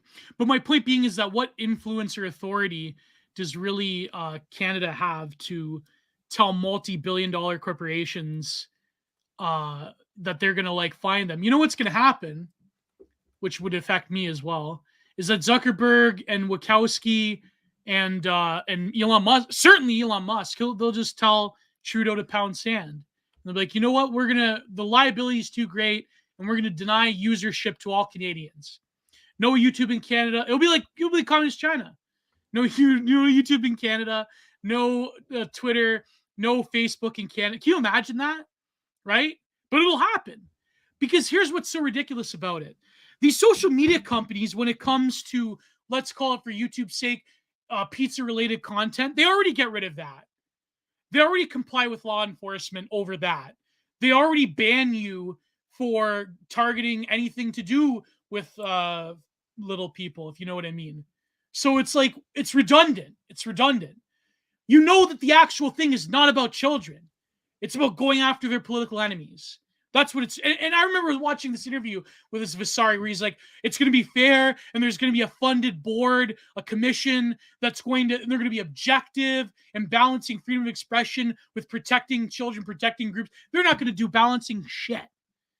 You know, like the most naive Trudeau stan libtards believe that's going to be fair and objective. You know, it's like, give me a fucking break for a moment. But in terms of me, if you want to go after me, then it's like, what are you going to do? You know, I'll make a huge spectacle of myself, and I'll, it's just, yeah. And I believe if Polyev, if PP and the Conservatives, if they really are going to get in a year or two, and if they don't strike this down, then they're not serious. And I believe that should be the first thing that the Conservatives strike down if they ever get a majority ever again. But they probably won't. They probably won't. You know why? Because Canadians do it to themselves, and they deserve and the people that vote for Trudeau deserve every piece of misery that is coming their way. That's my belief. If you voted for Justin Trudeau, you deserve every fucking thing that you get. And that's there. And unfortunately, good people in Canada will suffer because of it as well. That's the unfortunate part, with the accelerationist option. Is good people have to suffer in the medium term. People like me, like Skeptical Wave, like Kruptos, like Dark Horse, like Bart the Red, like all of our friends that are fellow Leafs, Endeavor. We're all going to suffer in the meantime. Well, at what point does it stop being a humiliation ritual and it's literally just to ensure that no such thing ever happens again? I know there are some arguments that say that the trucker protests were effective and so on, but I mean, it did take a literal state of exception for them to unleash horrifying new draconian measures on money. Yeah. I mean, I think Dave has talked about it to some point because his wife is Canadian, that a lot of your transactions, especially if you're an American giving money to like Canadian family or whatever, gets monitored by the state. I mean, like the same thing happens to us too, right? In the United States, since with the Patriot Act, right? This is how it goes. But here, right, at what point is it stop being a humiliation ritual and it's just a flex? Oh, of course. I mean, it was the same thing with the Robert E. Lee statue. You don't post that video and have the New York or the Washington Post go up on there to tell you like what they did and why this was all secret and disclosed. No, they did it to flex. It's a flex. Yeah. No, it's same with like Trudeau. He goes every single day. he goes to some UN or World Economic Forum meeting, and he talks about the rise of online extremism, and they're against democracy, and this is why we have to support Ukraine, of course, because of democracy. And it's just over and over again. That's what it is. It's really just a flex. That's what it is. And to answer your question, MTR, yes, Trudeau technically only has 3% of the vote, but because he's in alliance with the NDP, he has a majority government. And this is how it works in a parliamentary first past the post system. The Canadian Prime Minister has more right to rule as a, unwarrantedly than any other head of state in all Western countries. That is including the UK. The UK routinely sacks their prime ministers. This has almost never happened in Canada. So, in terms of the court, I would never. I shouldn't probably say this, but you never know what's going to happen. But I'm not going to beg for my freedom in some fucking Human Rights Commission court. I'm going to say, you know what? Go ahead. I'm not going to. Beg. Like, that's pathetic. As much as he's a grifter and a scam artist, and he's a shill, and he's like really genuinely like one of the worst. Ezra Levant, he didn't beg when he went up against the Human Rights Commission. He like filmed them and he embarrassed them, and that was before he blew all of his bad faith with people. It's good faith with people, but he didn't even go there and beg. So I don't know. It's just, what do you do? You're gonna grovel? These people aren't gonna. That's even worse. Just be like, yeah, I said what I said. Who cares? Go ahead, throw me in jail. It's just, it's not. When you face when you face people that rule over you, that are clowns, that are beneath you, then what are you gonna do? You're gonna beg them oh, please don't throw me in jail. Like, fuck off. It's just, I don't know what to say, Prude. It's just this topic really just doesn't I've reached my limit of caring about things. I just know it's coming. Yeah, exactly. The ratchet turns tighter. Maybe they'll throw Jordan Peterson in jail. There you go. They'll, being transphobic, they'll throw him in jail. They tried once. I wouldn't be surprised if they try and do it again. And that's sort of the disaster and I don't have words. Like you said, I just think that it's important that people know. And if you're in Canada, I know everyone has sort of got their own take on democracy and so on. But I mean, this would be one of those times where it's just raise hell. Just raise hell. This is all I can ask you to do is to raise hell with local and your government official. And that's definitely the case. Yeah.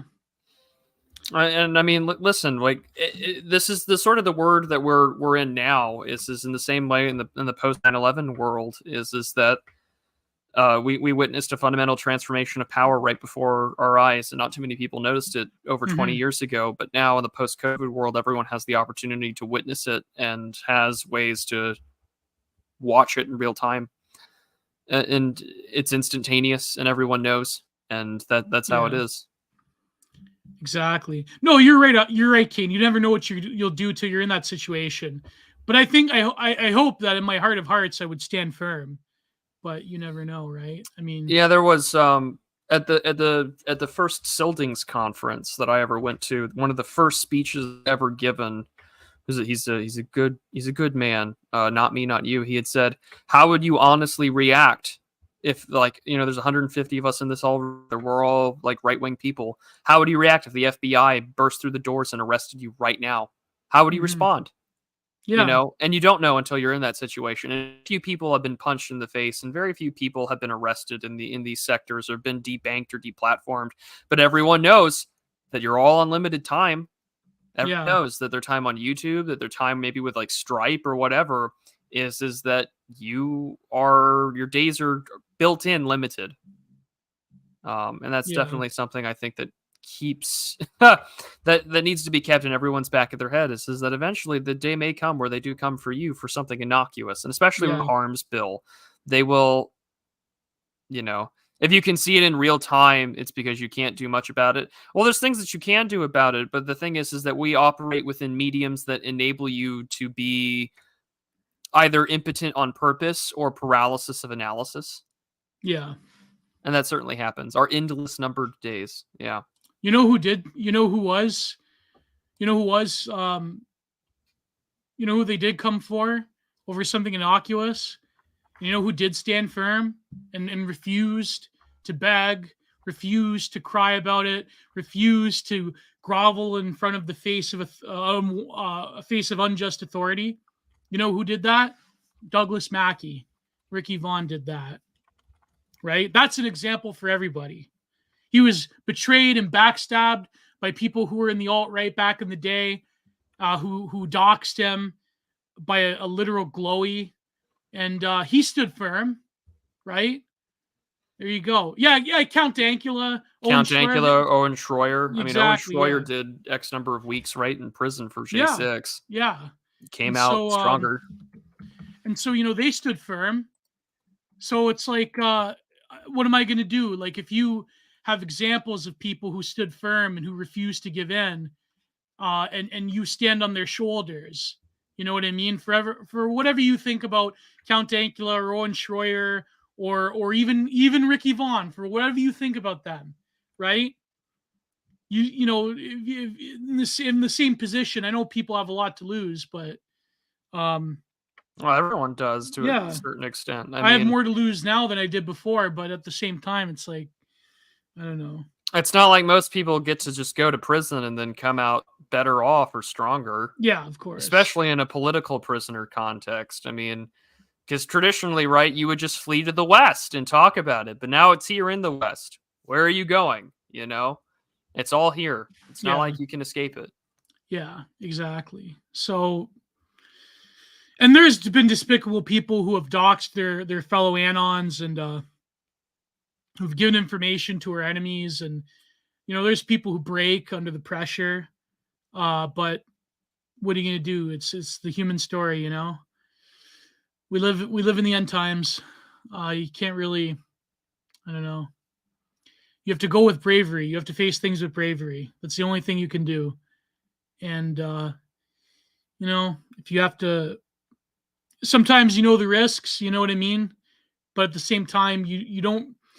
I don't think anyone. I remember years ago when people would like talk about Trudeau and they'd talk about the Liberals, and I'm like, you know what? He's just a mouthpiece. He doesn't know what he's saying. He's stupid. He's a drama teacher. Who cares, right? It's like I can't really hate him. But now I'm thinking, people don't. And I guess in the States you have the same with Biden, right? Like people don't really anticipate the evil. Like, I mean, you kind of do, but you don't really anticipate the pettiness of the evil of our enemies. Yeah, no. You know what I mean? You really can't prepare for that. And now I can say in my heart of hearts, I truly hate Justin Trudeau. I truly hate the Liberal Party of Canada. I hate them with a perfect hatred. Because before it was laughable, and they would have these stupid little things, these like little, I'm a male feminist, or I'm this, or I'm that, diversity is their strength. But then when you really face, post Clownvid, when you really saw the open face of all Western authorities, not just Justin Trudeau, not just Joe Biden, but all Western authorities, when you really saw their face, then you can hate them with a perfect hatred. Because at the end of the day, it was fun and games. And I remember back in the Gamergate days, we all talked about how things were going to get bad and things were going to get worse. And then it's become public policy. Well, guess what? We live in the future 10 years on. It's been 10 years since Gamergate. And we live in that future where all of that silly, retarded nonsense, that became public policy. So there you go. I guess we were right. People that weren't, but I remember even people like, oh, they can't go that far. They can't go that far. They did. They keep going. They keep going. And the worst part is you could never have anticipated how petty they would be. How petty and how selfish and how vindictive they are. Like cockroaches, like rats. You could never have anticipated that. Could never have anticipated that after 4 years, as soon as Donald Trump stepped into office, the first act of the Biden administration was going after Ricky Vaughn. that's a level of seething. There are still people that get doxxed who went to not that I agree with Charlottesville, but that's, there's still people, they make their careers about obsessing that people that went to Seville or they went to J6. There's still people that get doxxed from that. Not that I agree with both of those events. I don't agree, especially Seville. But like, you can't anticipate that level of pettiness. And that's what's really, as a Christian person, you really shouldn't, think that poorly of people. But it really, in your heart of hearts, you could never have anticipated their pettiness and their resentment. But lo and behold, we're here today. And there you go. So, yeah, exactly. The guy from Patriot Front just got charged recently after, how long has it been since Seville? 8 years? It's 9 been years? 7 years. 7 years. Right? Gamergate, 10 years. They're still fucking talking about Gamergate. 10 years. Decade after Gamergate. You still have think pieces written about its influence, and people are still fucking obsessed with Sargon and Daddy Jim. Well, you tweeted about it today too. Oh, fuck yeah. Someone asked the historical Sargon of Akkad, and you're like, well, we got Gamergate, don't we? That's a good proof of historical record. More Zoomers know about Sargon. They know more about Sargon. When they hear the word Sargon, more Zoomers know about Carl of Swindon than they do the historical king, Sargon of Akkad from Samaria. So that's really funny, actually. That's fucked up. People think of Sargon, they think of Carl Benjamin. They don't think of, Samaria. They're going after him because they decided to crack down on the DR in an election year. No, this is your insider baseball, right? Everyone knows that that's sort of what's coming. Yeah, is that this is an election year. You already saw the usual crowd go to their usual publications, The Guardian, and they are going after anyone who associates with these sort of personalities. There are intellectuals and that there are organizations, for instance, in America, everyone goes after like Claremont and they're like, oh, Hunters, they're evil, they're going to cuck it or whatever. They're talking to you.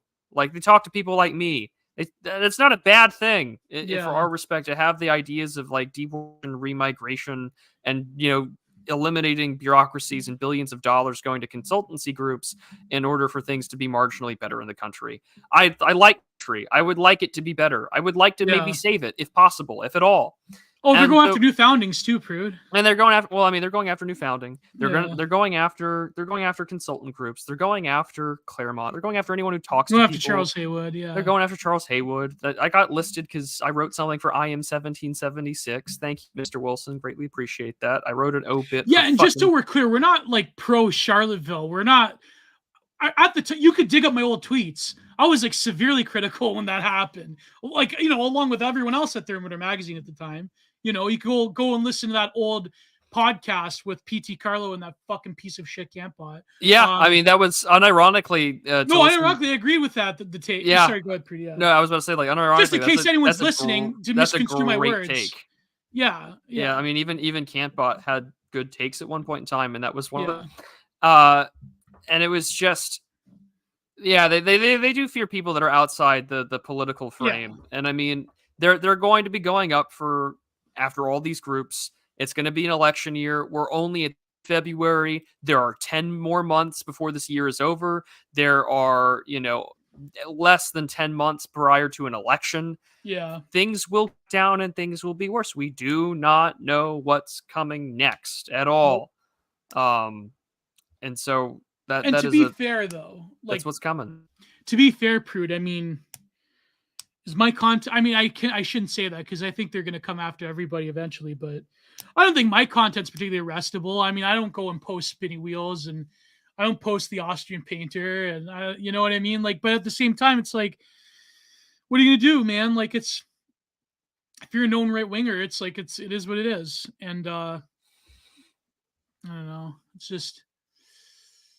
Yeah, I mean, there probably will be a desire to pull back because, like, they'll go after like in Canada they'll go after like actual like they'll go after groups. That's what they're gonna do first, but then they'll wheel down to like Jordan Peterson or me or whoever. So, and Sorry, cut Yeah. you off, Prude. No, so I mean, it's particularly interesting because if I were to open up my my new tab on, say, Microsoft's Edge, Yeah. terrible word, right? But the breaking news at Microsoft Start. I'm just gonna list and I don't really I don't use Microsoft Edge unless I'm reading through PDFs and doing stuff like that Mm. and that's it. But for instance, The Independent, Bud Light reveals the sales of costs after trans influencer backlash. Newsweek is the second one. U.S. veterans burn their uniforms in solidarity with Airman Aaron Bushnell, which we'll get to in a minute here. The next one is from the BBC. A slave play, number 10, criticizes black-only audiences for the showing. Are parents plus loans eligible for forgiveness? Nope, but there's still a loophole to save money, apparently, according to what's been put out there. And then from Fox News, text messages show timeline of events to disqualify Fannie Willis and the Trump, according to the Trump camp. Number 6, The Independent. Satanic Temple prepares to enter Florida schools as state moves to pass a bill allowing chaplains to volunteer at public schools. So I mean, it is nothing but just culture war on that one. Yeah. No, they they silenced a pastor in Alberta for going against gay marriage at the time. This was years ago. The Human Rights Commission. That guy, he can't post online. He can't even talk about homosexuality in his own congregation.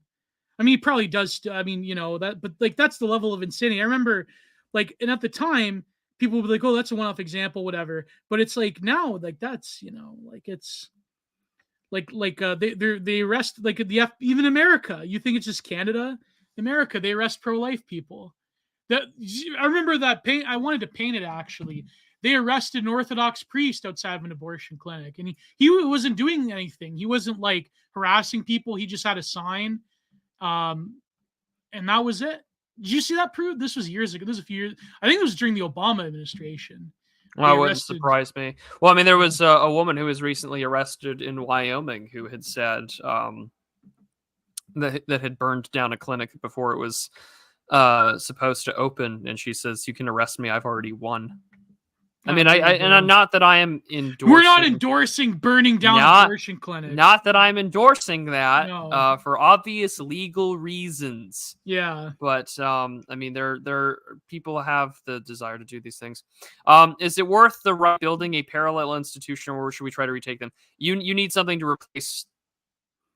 This is from a Twitter comment.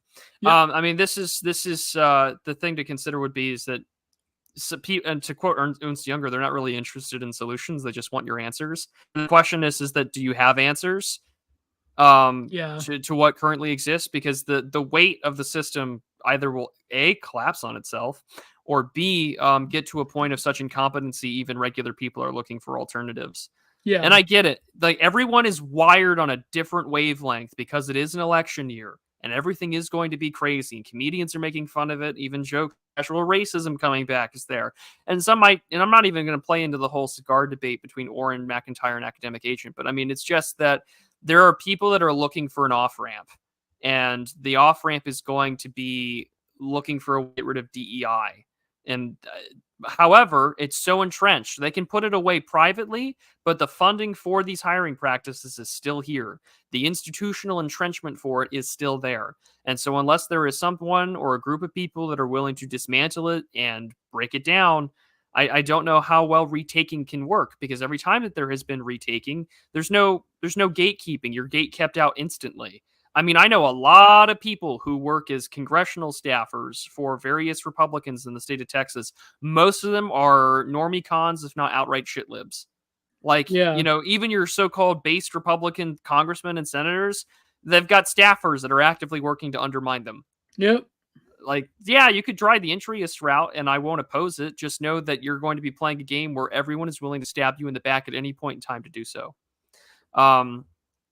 And I don't think that it feels less like an election year. I think it's because there is, internet friend. Twitter's a commenting thing now because I'm streaming to Rumble, Twitter, and YouTube, internet friend. It's the least election year election in a while because everyone knows what we're doing. It's a replay of the last 4 years. You Yeah, know, who cares? Yeah. it's 4 years. It's 4 years ago. We had the same Super Bowl contenders, the same people who are running for the presidency. It's Joe Biden versus Donald Trump again, and everyone's just looked at the last 4 years, and everyone is fucking tired, Yeah. tired. Um, and I tend to agree with Hanania that DEI. This isn't even Hanania's take. It's Christopher Caldwell's Age of Entitlement. It's Age of Entitlement. That's Yeah. what it is. I mean, Hanania's like claim to fame is popularizing Caldwell's talking points, But and the electoral wheel of Samsara continues on. Absolutely. yeah. Here's the thing. This is well, like, for the record, I think here's the thing about the woman who burned that abortion clinic. Um what's better, right? Like going out of your way and like having the media portray pro-life people as terrorists and doing these like spectacles, right? Or is it like, here's what you do, okay? If you go to like normie, like Kohler, like blue wave Twitter, but like find these like women, there's like these women accounts, they have like 100,000 followers, 100,000 following, like, these blue waiver accounts, right, Prude? Yeah. Like if you go, they have like this like weird obsession with abortion, how the Republicans, they're like they're gonna destroy, like this is what they're doing in states to like draft uh to draft like bills that are going to take away our rights. And like Gavin Newsom is like funneling money to like pro infanticiders in Tennessee. I believe it was Tennessee. And like, so if you like monitor them, they have this like weirdo um alternate reality where like the right wing is in power in the judiciary. But here's the thing though, here's the thing. If you were to intensify the already existing like legal battles that Republicans are doing in terms of like the pro-life movement, like that's like way more effective than doing this thing where you're basically, you're destroying any credibility that the pro-life movement has by, going and targeting abortion clinics, or doing like what that one guy did in the 90s with I forget what his name was, but he like redacted one of them. Like, it's way better to just destroy the legal infrastructure of it than to like actually do these spectacles. But that, that takes like long and thought out pragmatic political thinking rather than like the immediate emotional release and charge of going after those people directly. You know what I mean? Like, so just for pure pragmatism's sake, not the fact that like you should be against going around, going around redacting people, right? Or going around bombing buildings or whatever. But just the pure pragmatic legal thinking of like, okay, this option's going to harm. It's like, I know I criticize him a lot, but it's like that Curtis Yarvin piece when he was still writing under Moldbug. Did he it was about Breivik, right? Yeah. He's like, what's better? Conservatism is folk activism. Yeah. He's like, what's better, going after them legally and like destroying their ability to end the life of innocent babies, or to like do this spectacle that basically condemns the pro-life movement as like terrorism and domestic extremism, blah, blah, blah. Like, that's just, I mean, this is the logic. You know what I mean? Like, I don't know. Am I optics cucking, Prude? Well, no, I mean that because it's going to be an election issue. I mean, this is one of the few things that the Dems do win on is that pushing hard, yeah. Well, and I mean, this is I mean, I know people can take their issues with Chris Burnett or whatever, but he had wrote a piece in the American Conservative earlier this week where he was arguing that like the GOP is actually pushing back against their base on these issues because they're trying to do the electability thing versus the argument thing. Like, do you want something, or do you want to win the argument where you get nothing? And that's sort of the endless debate of politics in general here in America. It's just that do you want a bill that gets some of what you want, or do you want to win the argument but win nothing? And even Trump is like telling the more logical conclusion of the pro-life movement, especially on the IVF stuff, to like maybe pull back. And regardless of what your opinion is, like they're the one demographic that they want more than anything is going to be white suburban women who will vote Dem, if swayed right. I mean, this is why Biden's only ads I've seen on the timeline when he's released them have been on quote unquote MAGA extremism, voting rights, and abortion, because those are the three things that Dems can easily, win on messaging. And also the other thing too with like the 2024 stuff is that okay, Jim Clyburn, one of the most powerful black Democrats in the country, is like stepped down from Democratic leadership. He's being reassigned, I guarantee it, to play some really important electioneering in key states, to where, again, and this thing about like Trump trying to win the black vote is stupid because, in a lot of places, blacks don't vote. Precinct captains do. Well, kind of important thing to consider. It's like that stone statue that someone posted of or the stone statuette of like a really obese woman.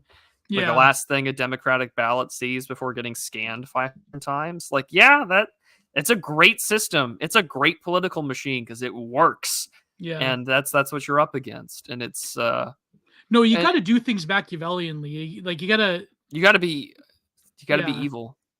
You got to be a little bit evil. No, but you got to be evil. Like, no, what I mean is that I think that Trump, he really did focus on immigration, on practical things like limiting H-1B visas that affect the people voting for him, jobs in America. But people like Hanani are wrong. In terms of the pro-life thing, the way you do it is that you have to kayfabe it, you have to downplay it. But when you're in power, you use a lot of legal mechanisms to fuck over Planned Parenthood and the Democrats. That's the way you do it. And Trump did that. He downplayed the pro-life thing, but he handed pro-lifers in America the biggest W they had since forever. Really since the 70s, because Ronnie Reagan sat in his fucking ass when it came to Roe versus Wade. So, and same with George Bush, right? So Trump, he didn't overtly play to the evangelical pro-life thing, right? But behind the scenes, his team delivered the biggest L to the pro-abortion people ever. So that's the way you have to sort these matters out. And that's why my parents voted for Trump, was that it was better Trump giving Supreme Court justices than Hillary. Yeah. And you know who cares about this stuff? Policy wonks, like that fucking Mueller, she wrote woman or whoever. Those are the only people that really care about the actual legal issues, where they're saying these Republicans, they're taking away your right to blah blah blah, and but really, average normies, they're not going to care because rhetorically, he's not making the pro-life thing the number one issue. You know what I'm saying? It's the optics game and it's the Machiavellian legal warfare game. That's the whole point. That's why Trump was effective. But so I think Republicans, they're going to have to downplay a bit of the pro-life thing if they want meaningful victories materially. The problem with a lot of these pro-life movement people is that they just want the symbolic thing of I'm against it. Okay, yes, we're all against it, right? But if you really want meaningful change, you got to be a bit more, what did Trump say? Got to be a little bit smart, That's what Trump would say, yeah. Anyways. I just think that we'll see. Only time will tell. I don't have a magic crystal ball. I don't make election predictions. Anytime I make predictions, I always hedge my bets incredibly hard. This is what I did with Ukraine. I gave two predictions about whether or not they invaded or not.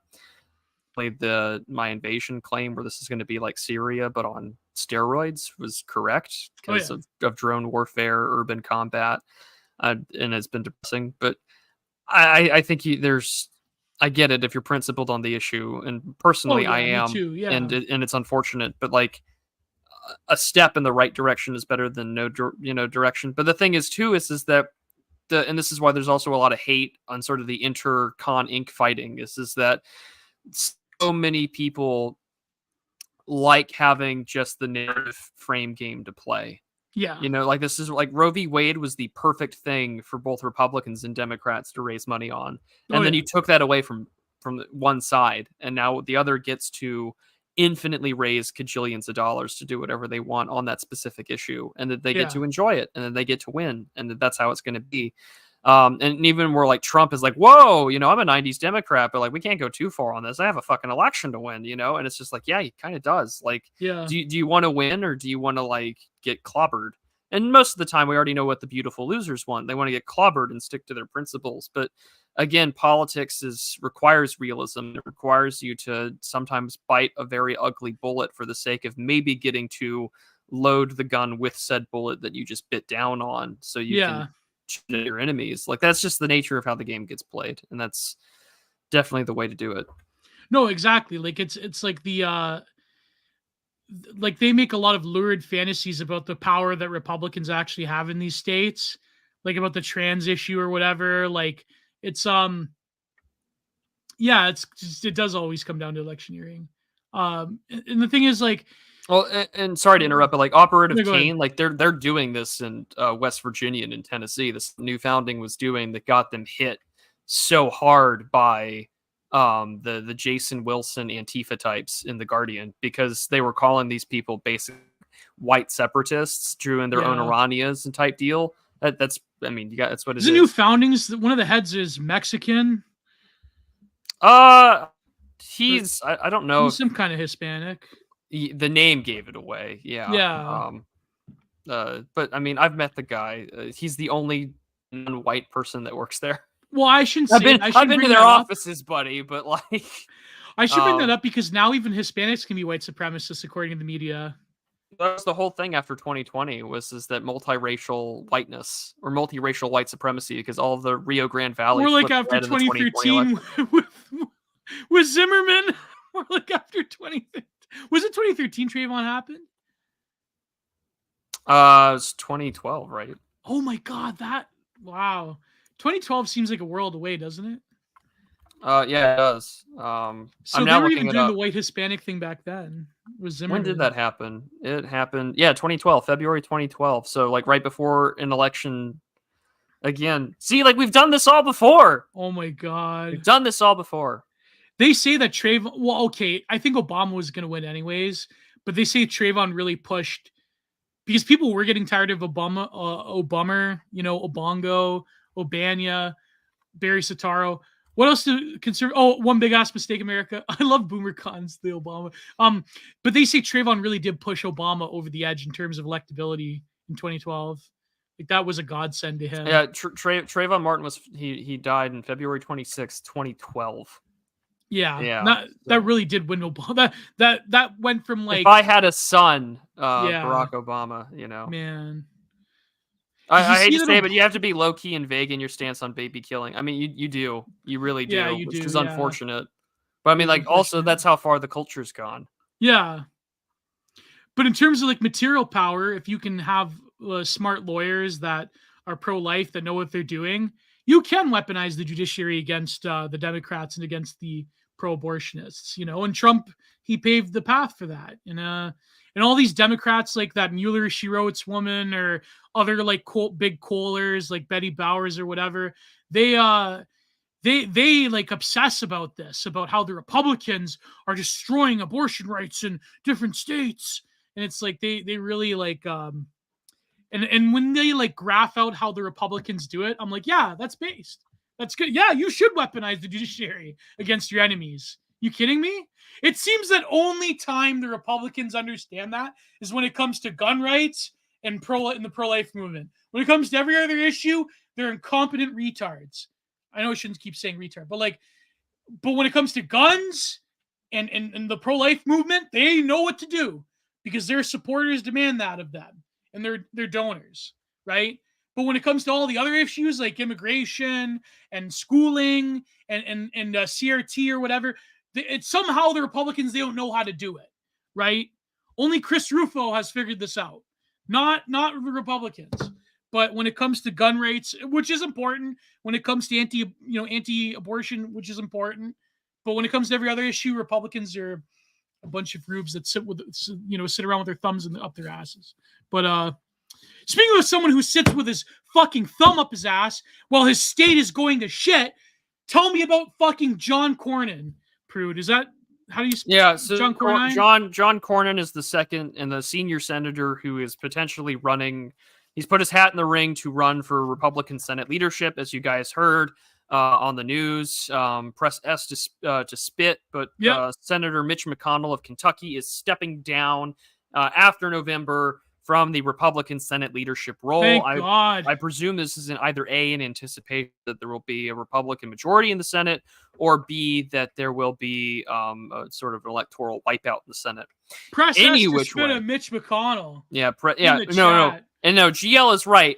John Cornyn John Cornyn will be worse than Mitch McConnell. Oh, yeah. John Cornyn has been part of every single push on the Republican Party for amnesty, for reparations. John Cornyn is a big reason why went ahead with this whole Juneteenth federal holiday in the same fucking way that a lot of Republicans in the Senate were like, hey, man, let's just cuck on this and not do anything next to MLK Day back in the 80s. No, John Cornyn's worse than Mitch McConnell. The difference is that John Cornyn doesn't fucking turtle. Yeah. And he has a lot of deep money connections here in Texas. Yeah, like, if you ever wanted an example of what the George W. Bush and George H.W. Bush Republican Party looked like in Texas, you're about to fucking see it. Yeah. And unfortunately, like, he will most likely take the Senate leadership, and I hope it turns into an ugly, ugly fight, because you need someone other than him to do it. Yeah. But again, this is America, so likely he's going to get it, and things are going to get worse. Yeah. Let me turn my camera on for a minute here. Let me tell you, okay? Where is it here? Start camera. Oh, wait, sorry. I put I get paranoid, so I like reverse my camera. John Cornyn, you have betrayed one of the greatest states in the Union, Texas. You have destroyed the very fabric of Texas. You deserve to rot in hell, John Cornyn and Justin Trudeau and Vasari the Justice. All of them. Rotten hell. Rotten hell, Texas Republican Party. You are traitors. Traitors. There, Fatwa declared. There you go. Alhamdulillah. Fatwa declared. Legally, of course. Legally. Get rid of him. And RIP Mitch McConnell. RIP Bozo. Pack Watch. But unfortunately, like you said, Mitch McConnell is going to be replaced with someone even worse. I couldn't even think of that possible. Somebody worse than Mitch McConnell. But what are you going to do, man? Yeah, homeboy tried to hamper Second Amendment rights as a Texan senator. He can pound sand like, yeah, he's awful, and he's been booed at the GOP convention stage. Whenever you mention him at CPAC, he gets booed. He's fucking awful. How evil do you have to be? How much of a demon do you have to be to run against the Second Amendment in Texas? In Texas, to run against the Second Amendment, like that's incredible. That's like the goal of that man. The goal of that man. It's just exactly. Clip that for YouTube shorts. Exactly. Yeah, John Cornyn, burn in hell. That's. That sounds bad. I mean, listen, I don't wish anything bad to happen to him physically, but his political career needs to end. The Republicans need to kick him out. And may his socks always be wet. John Cornyn, you have 1 year. When Donald Trump gets elected, you will no longer have a political career. That's what I mean. I don't mean any physical violence. I don't mean any. I pray that no physical harm comes to John Cornyn, but his political career needs to end. He needs to retire on some ranch, and that's too good for him. He should be in jail, actually. But his political career needs to end, and he needs to go off into the sunset onto his ranch. Doesn't he have like some $1 million ranch in Texas?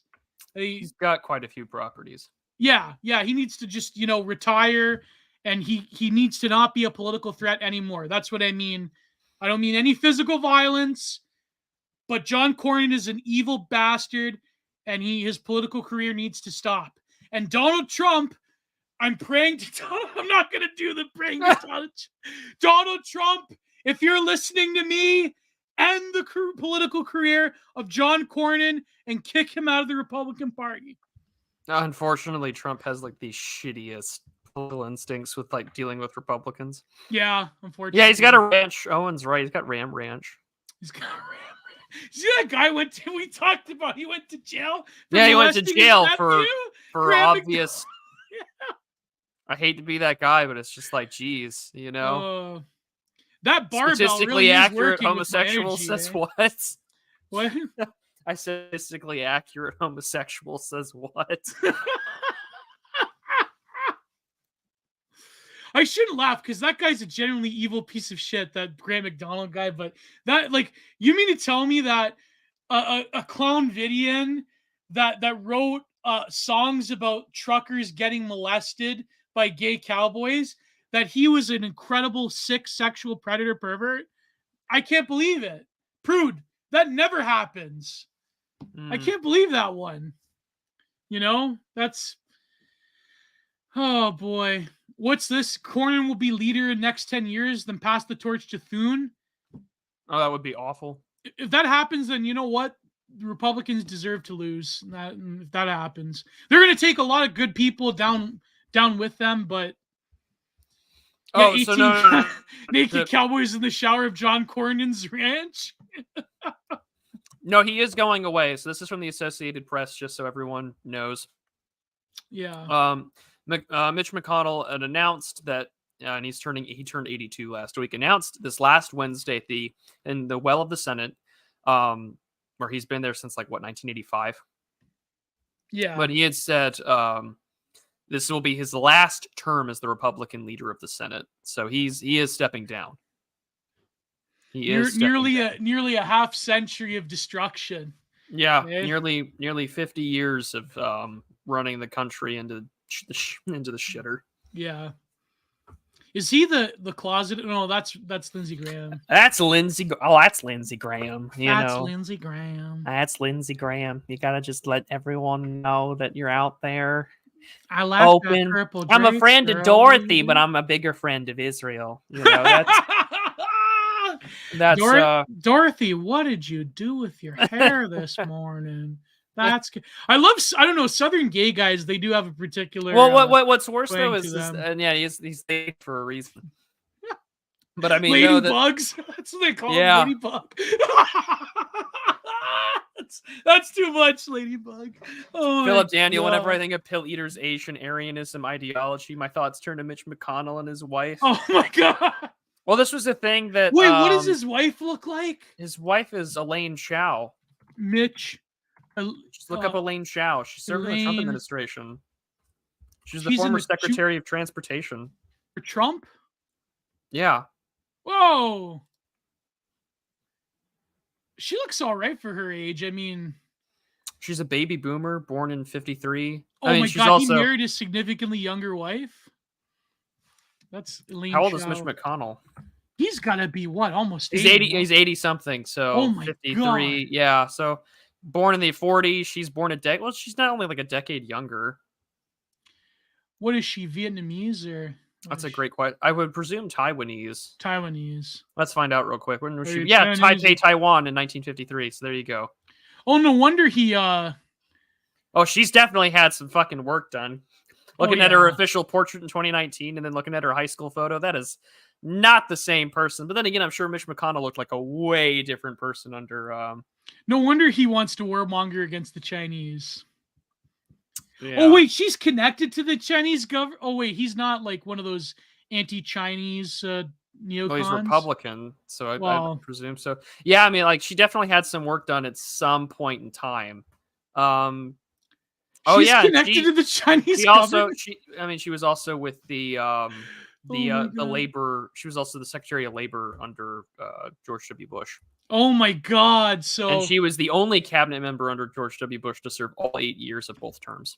Wow, that's a match made in hell right there. Wow, a younger wife and she's Chinese. Yeah, I'm sure.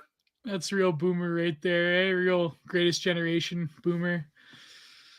Man, that's crazy. Do they have children? That's a great question. I don't know.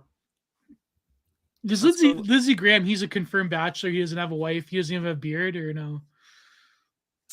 He married Mitch McConnell in 1993. Oh my gosh. It's over. So 31 years ago, they've been married for 30 plus years. Yeah, so she's 70, so she's 12 years younger than him. Oh, that's not too bad. But let's find out. Does he Not have too bad. any children? He has 3 children. Hmm. But I think they probably all came from his first marriage with Cheryl Redmond when they divorced in 1980. Well, because I thought like she was significantly younger than him, but she probably just It's only 12 years, and I mean, plus she's Asian. she's Asian, plus she probably had work done. Let's face it, let's be real. You know, that's crazy though, eh? Like that's so Lindsey Graham he doesn't have like a beard, like a wife. No. Which makes Senator Tim Scott from South Carolina smarter than him Yeah, by having a beard. yeah. They married. I still can't get over the fact that Trump was just like, yeah, and Tim Scott got married. Who would have guessed? No one ever saw that coming. He's just basically called him a fag in front of like hundreds of people. He's like standing right next to him. Yeah, and he's standing right next to him, and, and he's just like, whoo. I don't have nothing against Tim Scott. He seems like a decent guy. Well, I've never met Tim Scott, so I don't know. Does Lindsay have a roommate? That would have been funny. Yeah. But Tim Scott, has he done anything objectively evil like Lindsey Graham has, or no? Not that I'm particular. I would actually need to do a deep dive on Tim Yeah. Scott's career. Yes, Ladybugs is a story about a DC gay prostitute about James Lindsay. There's a reason why he's got the nickname. Yeah. Yeah. No, that's what I mean. Tim Scott he seems like just a harmless guy, not very bright, whatever. He seems like a nice guy. I can't, if he's gay, whatever. But like Lindsey Graham is an objectively evil person. Same with Mitch McConnell. They're, they have put a boot on the right wing in America for multiple decades, and they have consented to every single expansionist war that has ended the lives of millions and displaced even more tens of millions. And is this a good transition to the Gaza thing, or yeah? Go ahead, Prude. You go first because I've been ranting too much this episode.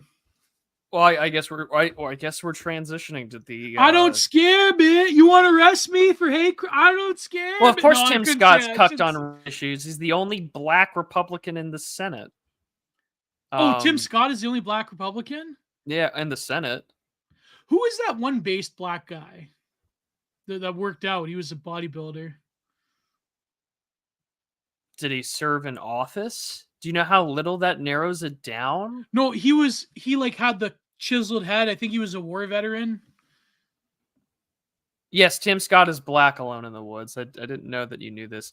No, I know Clarence Thomas was a body. No, the Republican. People thought he was going to run. He had he was in the military. Byron Don, the Florida congressman that was listed on Trump's VP shortlist. No, he had glasses. Not call him. You are not helping at all. Oh my God, he was a Black Republican. He was swole. He had glasses. He had a square forehead. You know what? I can just look up Black Republicans, and I'll get. I'll look it up for you, Prudy. Go small, tiny ass list of people. Black Republicans. They thought he was going to run. Run for Senate? No, run for president. People wanted him to run for president. Do you mean Ben Carson? Alan West? Sheriff Clark? West. Alan West had a short stint as GOP chair in the state of Texas. Yeah, Alan West. Remember they thought he was going to run for president? Yeah. He ran back in... he got big on the Tea Party wave. Yeah, I remember Ron Paul but he was from Florida. And then Tim Scott started in 2010 as a House representative. Yeah, these guys were the first Black Republicans since 2003.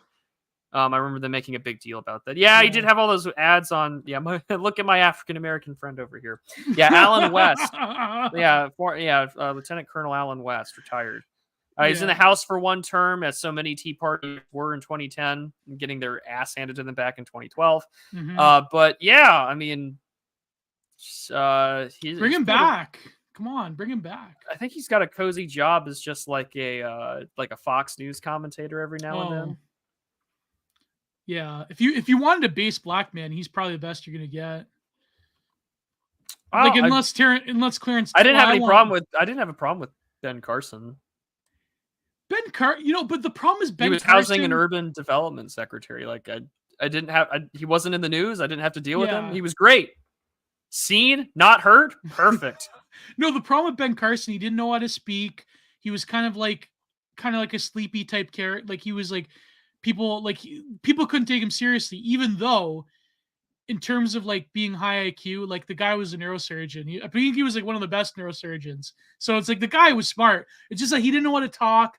He should have had better political consultants. He should have had a bit more of like a well-roundedness in terms of politics and political issues. I think like Ben Carson, like it could have worked, but it just didn't fucking work. It's like what Jim Cornette said about Vader in WWE. It's like the whole thing just didn't fucking work. Like people didn't want to put him over. They didn't want to take the ass kicking that came with putting him over, and it just didn't fucking work. Like it was, yeah. But Ben Carson was all right. Like he's pretty good. Alan West could have ran. He was Ron Paul approved, but the Tea Party days notice how the Tea Party was just like erased from public consciousness. Like just I don't know, man. Well, they really shit the bed. Well, because it got co-opted so quickly. Yeah. How fast? And I mean, this is the big political mythos because like Tea Party conservatism started initially as a big reaction to like spending, the fiscal response to the war and the bailouts. It was sort of like the right adjacent response to 2007 and 8, which then quickly gets prompted up and boosted, and like libtards seized on it instantly because as soon as a tiny ounce of Coke money got into it, it was over. Although the Coke money has flown out now since since Nikki Haley is not going to see a viable path to any state she could ever win, but she's still going to stay in the race, just like Mike Huckabee staying in the race in 2008 against John McCain, despite having no viable path to electoral victory.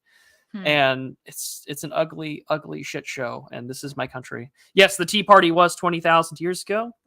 And 40,000 years ago was the Boston Party. Yeah.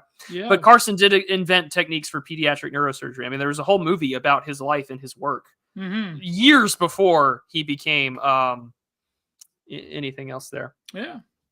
Yeah, he helped save like thousands of children's lives. Yeah. But, politically, it just didn't work. I don't know why. They could. Then Trump came about, and that was all over. It was done. Yeah, I got schlonged pretty quickly. Many people say that, as Trump would say. Many people say that. She got schlonged. That was the best.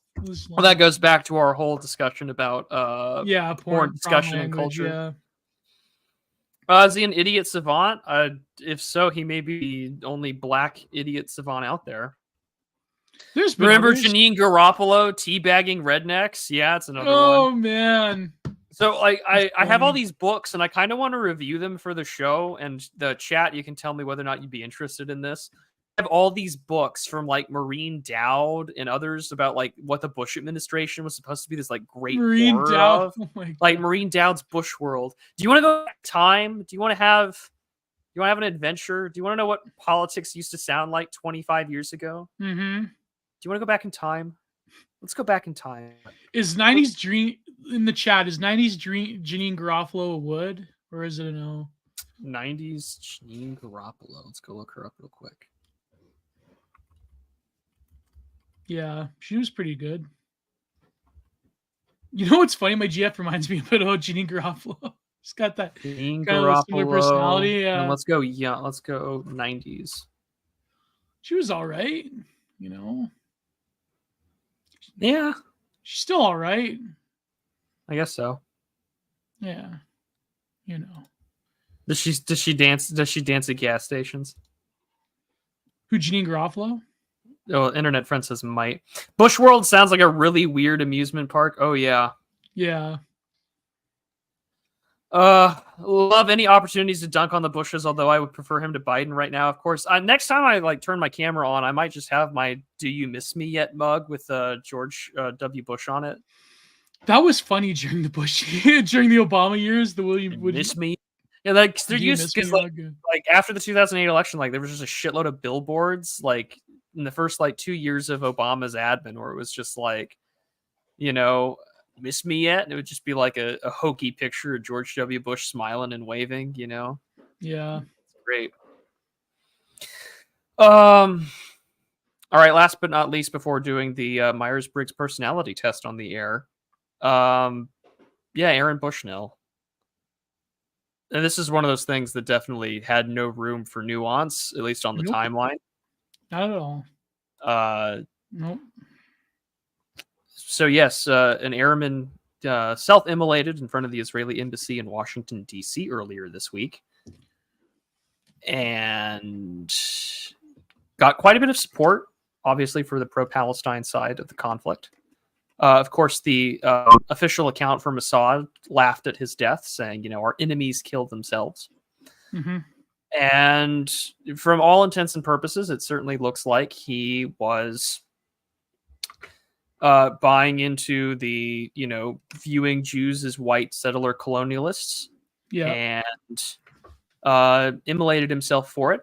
I know that there are many on the political left, the anarcho anti-war side, like Caitlin Johnstone, who says it's a profound act Of authenticity. Of authenticity, which I guess you could argue is authenticity. It's not like many people who are anti-Israel are burning themselves alive for this. Well, this is what she said, actually. I'll read a little bit from it. I sent it to you. That was a parody account, the Caitlin Johnstone thing? Was it? No, that's the real. That's her account. That has to be like the real Caitlin Johnstone, because like she is as lefty as it gets. No, that's the real Caitlin Johnstone, the one I sent you. Yeah, okay. One of the main reasons the self-immolation of Aaron Bushnell is having such an earth-shattering impact, we'll probably forget about him next week, on our society is because it's the single most profound act of sincerity that any of us have ever witnessed. In this fraudulent civilization where everything is she's actually like a right-winger could write this if it wasn't about Bushnell, about like the fakeness of modern society.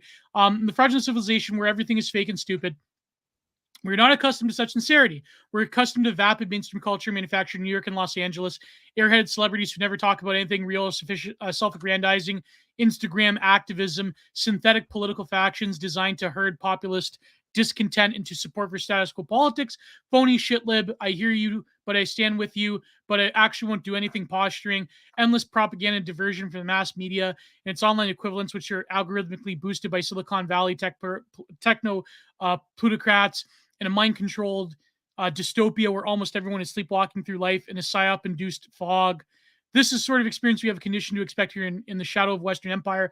And then out of nowhere, some Air Force guy comes along and does something real, something as authentic and sincere as anything anyone could possibly do. With the very nobleness of intentions, he live streamed himself, lighting himself on fire, burning to death in order to draw people's attention to the horrific U.S.-backed atrocities in Gaza actually are, knowing full well how painful it would be, knowing full well he'd either die or survive with horrific burns and wished he died. Then she keeps going on. More importantly, this is shaking things up in mainstream society, not just with pro-Palestine crowd. We're seeing Bushnell's final words about the U.S. empire's complicity with genocide shared on mainstream networks like CNN and ABC, while Israel apologists run around falling over themselves, trying to tell people nobody cares about Bushnell did.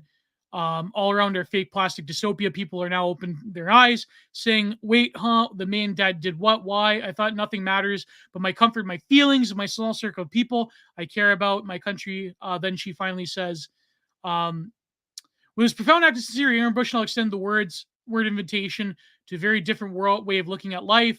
Our society cannot handle this authenticity. And she keeps going on and says, fire which shows us a better world as possible.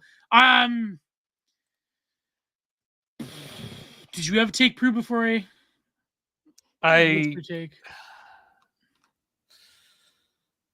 It has been interesting to watch the reactions to it, in part because, of course, the whole people are saying rest in power, to which everyone's particular ethno-narcissistic progressive grab bag is upset by that, obviously. And so, do I think that he probably truly believed in what he was doing? Yeah, I do. I don't think you go out of your way to kill yourself in such a politically motivated manner if you don't believe in what you're doing. However hardcore your beliefs may be or however misguided they are. I don't know if... but I mean, again, right? Like, because he was a white male, that this is really one of the only ways that, like, you are meant as a progressive to act is in some act of self-sacrifice, self-erasure, and to kill yourself. So, I mean, in a lot of ways, this was the model pathway for white progressive activism on this issue. So, I mean, this is why you've seen a lot of people on the right mock his death Oh and yeah. his actions, not because they love Israel or Zionism, but because he died for a leftist cause in their worldview. Because as we saw with the They were comparing him to Mishima. sure, but I mean, go back to the Claudine Gay thing, right? Like, would Claudine Gay be fired for the plagiarism thing had it not been for her awful performance in Congress, and would it not be for what happened on October 7th? If Right. Israel was not currently doing what it's doing in Gaza right now, would Claudine Gay be fired from Harvard University as president? Most Yeah. likely not Right. at all, right? And so, but because of the progressive shibboleth of being so hateful towards white males, towards what makes civilization work, political realism, the ability to conquer whatever, they view Jews the same way. You know, like, this is sort of the Schrodinger's minority problem that a lot of progressive Jews seem to have. Wherein, like, they're, you know, and I mean, like, Murray Friedman, the American Jewish Congress, wrote about this problem back in the 90s, that there was a huge, you know, like, it's hard to have a relationship when it's so easy to clump them in with sort of like white supremacy complex of the left and its racial grievance politics. Mm-hmm. And so, you know, this has been a big fight of Yeah, progressive Jews are like, what? We're white supremacists? Are you kidding me? Like, that's yeah, right. yeah. And so that there's that too. But then even, you know, people who are criticizing, you know, I mean, this is where all the third worldism lectures and rhetoric comes from. And this is where, as much as I don't like her voice, I think Amy Therese made a very good point on Night Owls the other day, where she had said, yeah, but she goes that, too far though on this issue. well, no, the thing that she had said though was that the desire to get a approval from other individuals who are not white and are foreign, who are in this country and not in this country, is that you know, that a lot more people are going to be trying to seek the approval of groups that do not belong to them. There's going to be more xenophilia on some of these more dissident or anti-Jewish spaces to get, you know, more people on their cause. And but at the same extent, it's not like those people who are the other like you either, you know. And I think that, like, T777's take that, like, the white man walks alone, like, yeah, in this instance, it's kind of true, right? Well, because they're trying to sublet the baseness because they're counter, you know what. But I don't know. I cut you off here. Go ahead. I just think that we're witnessing a strange period in politics where, you know how, like, normie cons are always trying to placate the left, like, well, I'm not racist, I just want to solve these, like, structural problems about, like, entitlement spending or whatever, Right. which automatically gets coded as racist because it is. But in the same way, it's like, well, listen, man, like, I don't, like, want, like, millions of, like, you know, Afghans or Palestinians coming to my country. I just think what Israel's doing is wrong, but you're still seeking to placate and get their approval from them. And I mean, it's the same thing that, like, a lot of WASP elites that were disaffected from the civil rights reaction in the 1960s, like, this is how you got the birth of neoconservatism, is that a lot of disaffected Jews in New York and in California were not happy with how it was going for them either. And that still is the case to the day. I would recommend people read the book What Went Wrong by Murray Friedman. And, you know, this is where you see the emergence of neoconservatism arise. But the majority of that disaffected group, which happened to be whites, had to placate and let the others sort of run the ship for a while. And I think that that's a big problem because, again, with how immigration is going, with how rapid demographic changes is happening in this country, it's going to be that way forever. And you're going to constantly just be the boogeyman for the left, and you're constantly going to have to supplicate and, you know, compromise with people that don't serve your interests.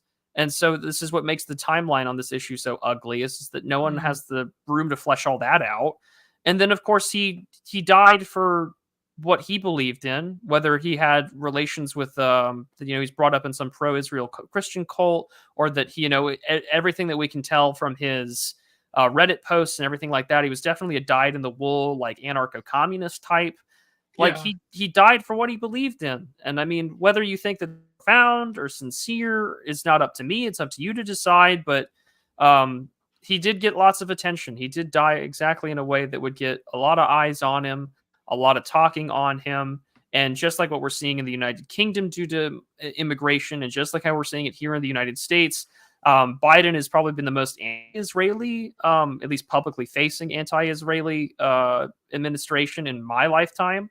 And that we're witnessing in the United Kingdom discussion over Gaza being sort of leveraged by minority power Well, in the British Isles. well. Oh, sorry, Bru, you done? I mean, yeah, I think so. No, go ahead. Go ahead. What were you gonna No, say? I mean, I don't know what else to really add to that. Is that, like, listen, like, nothing is going to change in the progressive hierarchy. Like, they still hate whites, and no matter what, unless you can somehow get rid of that, right, or in assert dominance in both in power and in dialectic, I don't know where any of this goes away.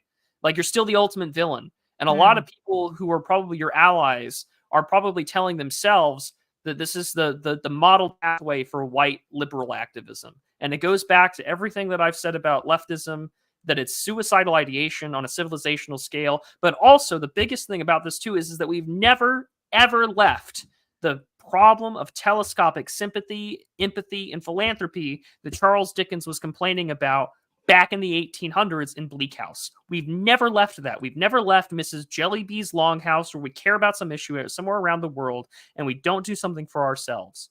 That's to me is a big issue. But I get it. I live in the heartland of the empire. I have to care about what my government is doing. Well, I was good. Yeah. Because it runs fucking Western international liberal world order. So yeah, I do have to care that these things exist, especially if you do it as like a content creator or quote unquote a commentary at personality, because they want your take on it. They want you to talk about it. They need you to have an opinion on it. You need to signal the correct opinion lest you get branded. And again, that wonderful dichotomy tool. What a fun dialectical trap. Because either you're an Israeli shill pro-Zionist, or you're a Brown Third Worldist. Like, that's a bullshit dichotomy.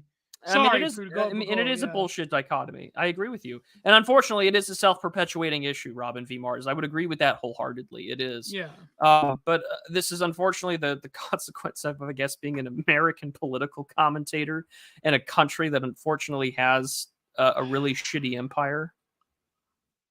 And here we are.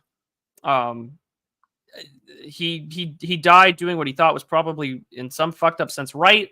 There was some New York Post saying that he might have had information about American involvement in there. I don't know if that's true or not, but either which way, it may have been a snap decision for why he killed himself. But again, here we are talking about him. And I think that Sergei Lewis, this is probably the worst kind of media climate to self-immolate for a political cause, considering how fast the media cycle is. Yeah, of course. I don't know how long we'll be talking about him. I probably not for much longer. No. But that's really all I have is that the crab bucket is here, unless you can get out of there. I mean, the question, I mean, Internet Friend asked a question in chat earlier that I thought was really important, is how many other people are going to copycat. That's actually concerning. Oh yeah. But I don't know. I mean, oh man, like, I'll disagree with you a little bit here. I don't know what to say. Without getting in trouble. I don't like, okay, people were saying on the E-Right, they were saying like it doesn't concern you. It's like it kind of does, because the American government, they could stop it tomorrow. They could tell the Israelis to stop, and they won't, and they can't. And so it does kind of concern Americans.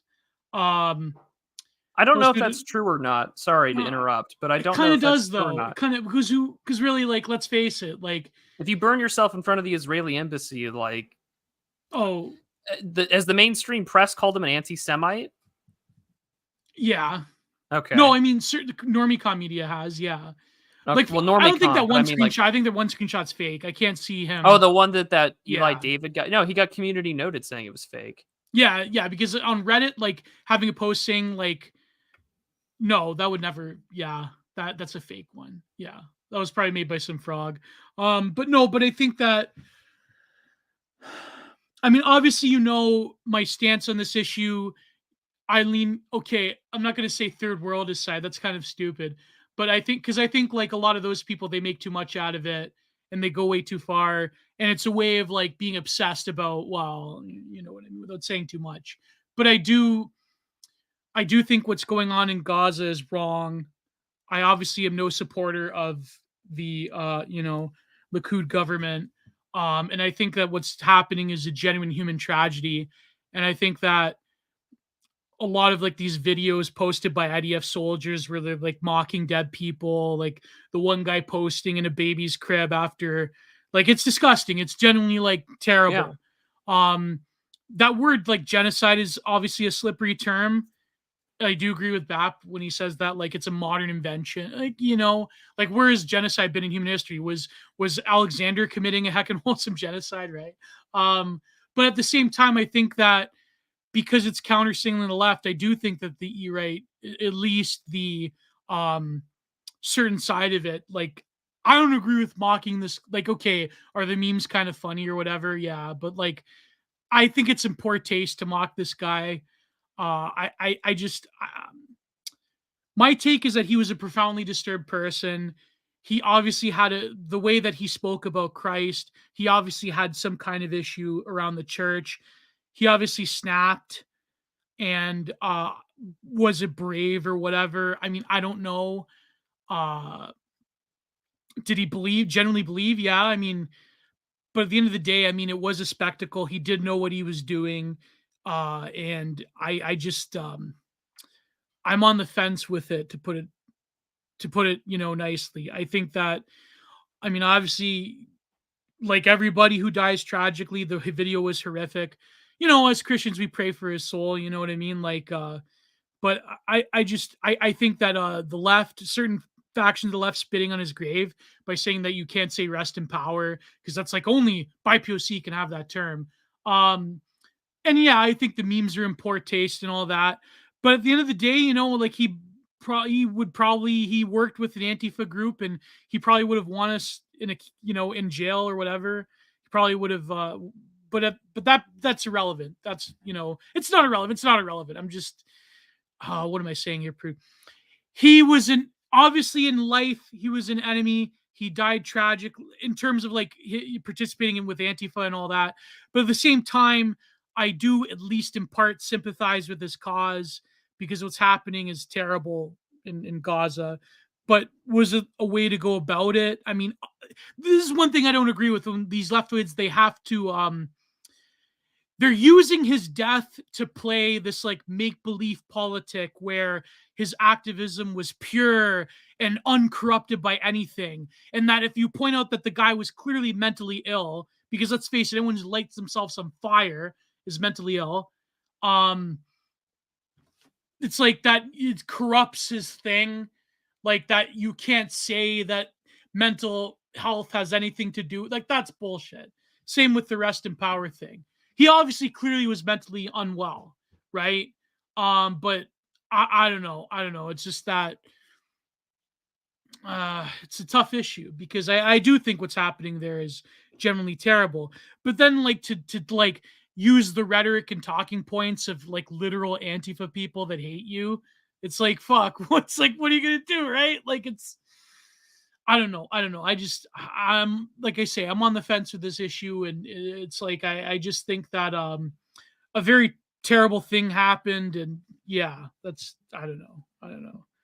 He probably would have hated us in life, though. That's the thing. That's what does bother me. He probably would have wanted us against the wall. You know what I mean? But that being said, like, yeah, it's a terrible thing. It's a terrible thing. I mean, Well, what do you think of what I just said, Prude? well, I mean, I'm not, to make my position clear, I said I don't think that Americans' tax dollar should be aiding Israel, and I think No, that of out of course all not. the nations on earth, the nation has an utmost too much influence on my nation's national Yeah, politics and national security, and we get nothing out of it. A lot of that secrets go to Israel or to the Chinese, and they, benefit and keep asking more of our tech for that stuff there too. But but it is difficult to sympathize on the other side, especially for who's here in the United States, because there are too many people from that part of the world that shouldn't be here either. And so it makes England especially, look at those protests. Well, more so than America too. Yeah. I mean, we have more in America than we do in England, just by the sheer scale of our population. Maybe I am being a bit too deferential, because like what Inquisitor Z said, he orphaned his child and widowed his wife. Yeah, I was going to bring that up. I mean, that's. I know, like people say, like, what about a goodness of a cause? Wouldn't you give up everything if it means? But like, let's face it. You're not fucking Palestinian. You're a fucking white guy. You're a white dorky Antifa guy. And if you're going to leave your wife and kid, then you know what? Maybe I kind of lose a bit of sympathy from that angle. You know what I mean? Like so I don't know. Anyway, sorry, I cut you off. It's a tough issue to talk about. You know what I mean? Because you piss off, and no matter. Well, I don't really have sympathy for the guy, but at the same time, it's just that I have sympathy for the cause he invoked, somewhat, in terms of actual people that are being erased by the Israeli government. Put it that way. When it comes to the leftoids that support that cause, that's a different issue. But I mean, I'll leave it at that. This is the ultimate perversion of self-sacrifice and charity. Yeah. This is the ultimate perversion of empathy for a cause. I mean, because it does raise an important logistical question. Okay, say you wanted to. How does killing yourself fix the problem? It doesn't, but that's not the point, really, to fix. No, I get the point, because there's a symbolic loaded action to it, but on a logistical side, and I don't think. I mean, I'm sympathetic to the Palestinian side, but this whole stupid move, says Tree Surgeon. However, I also don't think people should sit around gloating about him being an unalived leftist. Yeah, true.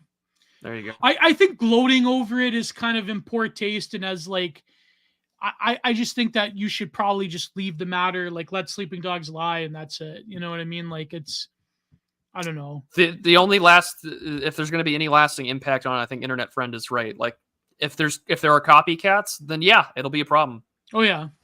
But if not, I don't think that he is. You have to be guarded, I think, towards knowing that people are going to do terribly, terribly destructive things to what they got, you know?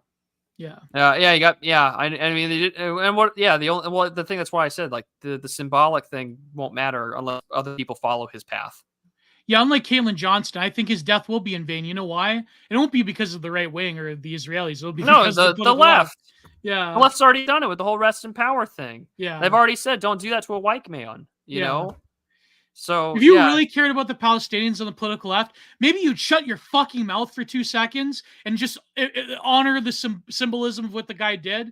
No, you can't fucking do that. You can't see past your ethno-narcissism for 2 fucking seconds to be like, you know what? Okay, yeah, it's a symbolic thing, and people mocking him are bad. But no, you have to be like, oh, you can't say rest in power. Like, fuck off. Like, you know what? It won't even be like us people on the political right that are like making, you know what's more honorable? If you just say, you know what, he was an enemy of mine, and you know what, I'm gonna make a Mortal Kombat meme about him dying.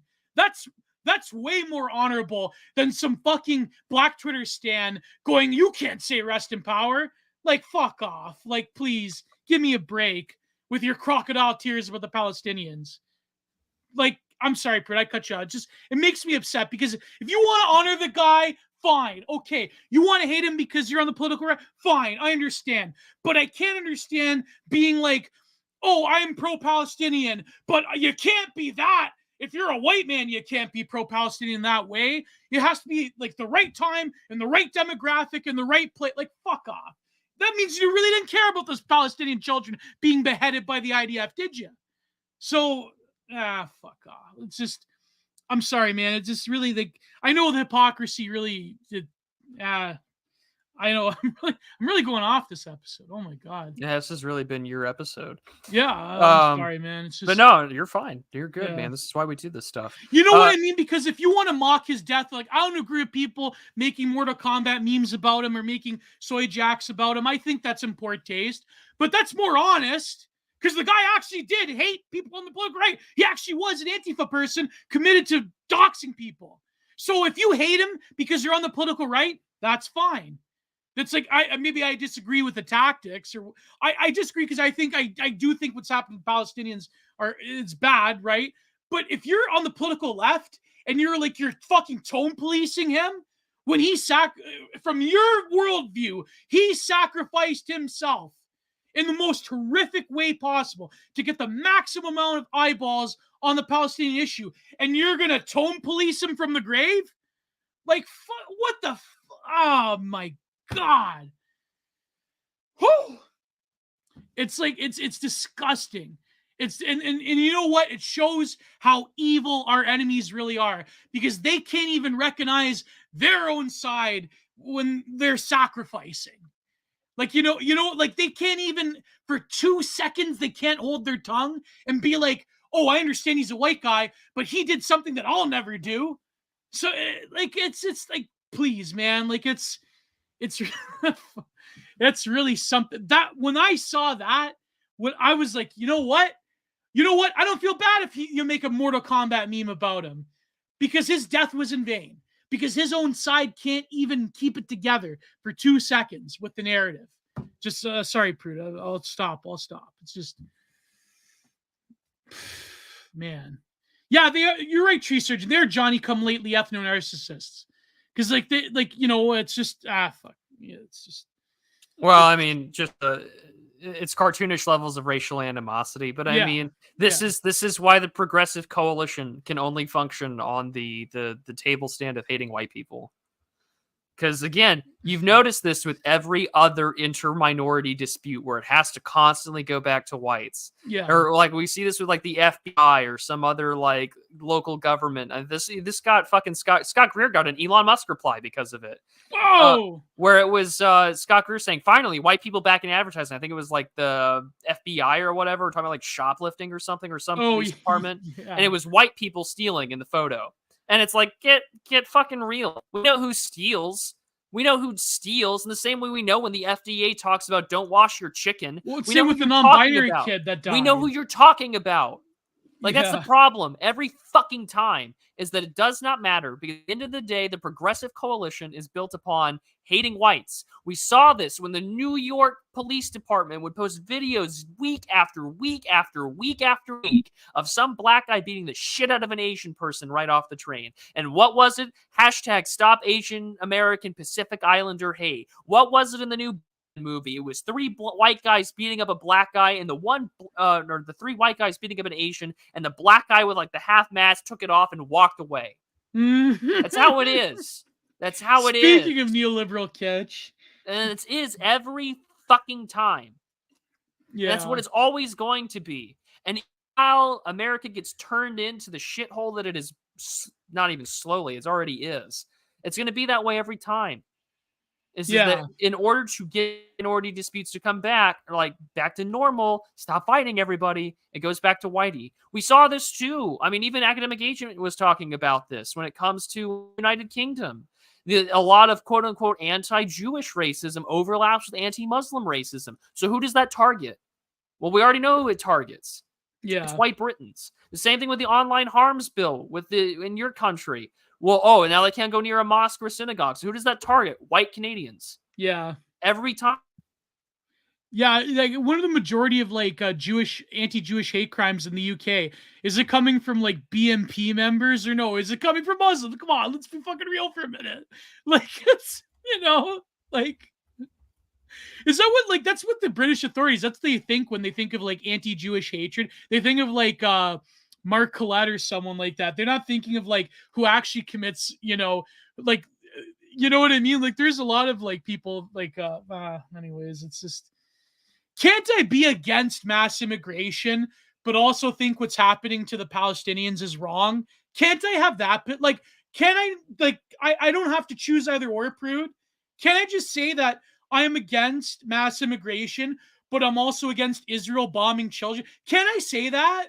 Like, really, honestly, like, okay, I'm going off right now, but like, the fucking E-Rate discourse has even gone equally insane. Like, there's no like, it's because there's online personalities and there's little camps, and you have to be in one or you're against the other. It's like, can't you people have a civil conversation for one fucking second and just say, listen, can't we just like talk about things rationally and put our egoic differences aside here? You know what I mean? Like, it's just, I don't know, man. Like, it's, I don't want my, I don't want, you know, I don't. Sorry, I'll stop. I yeah, well, as nice as that would be, Gio, Yeah. again, I think that the environment prohibits that. In 2016, we had to put our differences aside. Well, You this know, is did you read that JAQ's article not too long ago about Trump?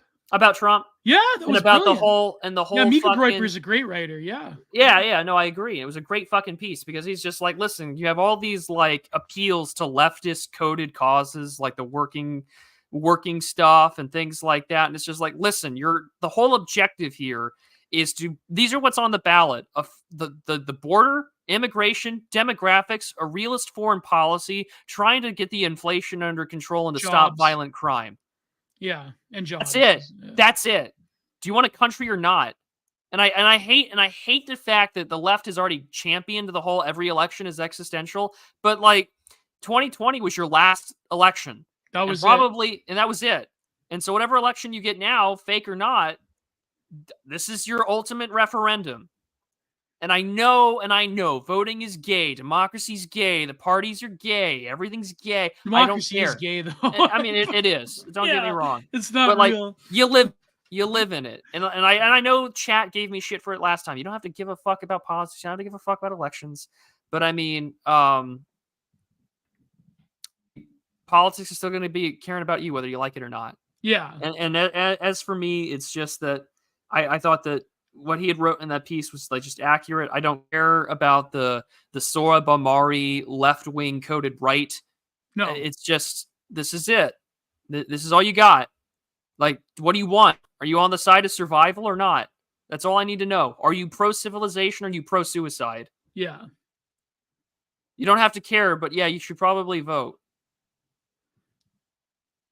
I mean, I'm going to hold my nose and vote for PP. I mean, I have to. What are you going to do? I'm involved in local elections, so I mean, I will be voting come Super Tuesday. Yeah. Wait, what is MND saying? Right, but what I'm asking about Gio, people who say what's happening to the Palestinians is horrible, and then scrolling back up. What did you want to ask MND? Especially considering the degree of support Hamas has from people in Gaza. Well, you got like, I mean, when you look at the history of Gaza, wasn't that like an op by Likud?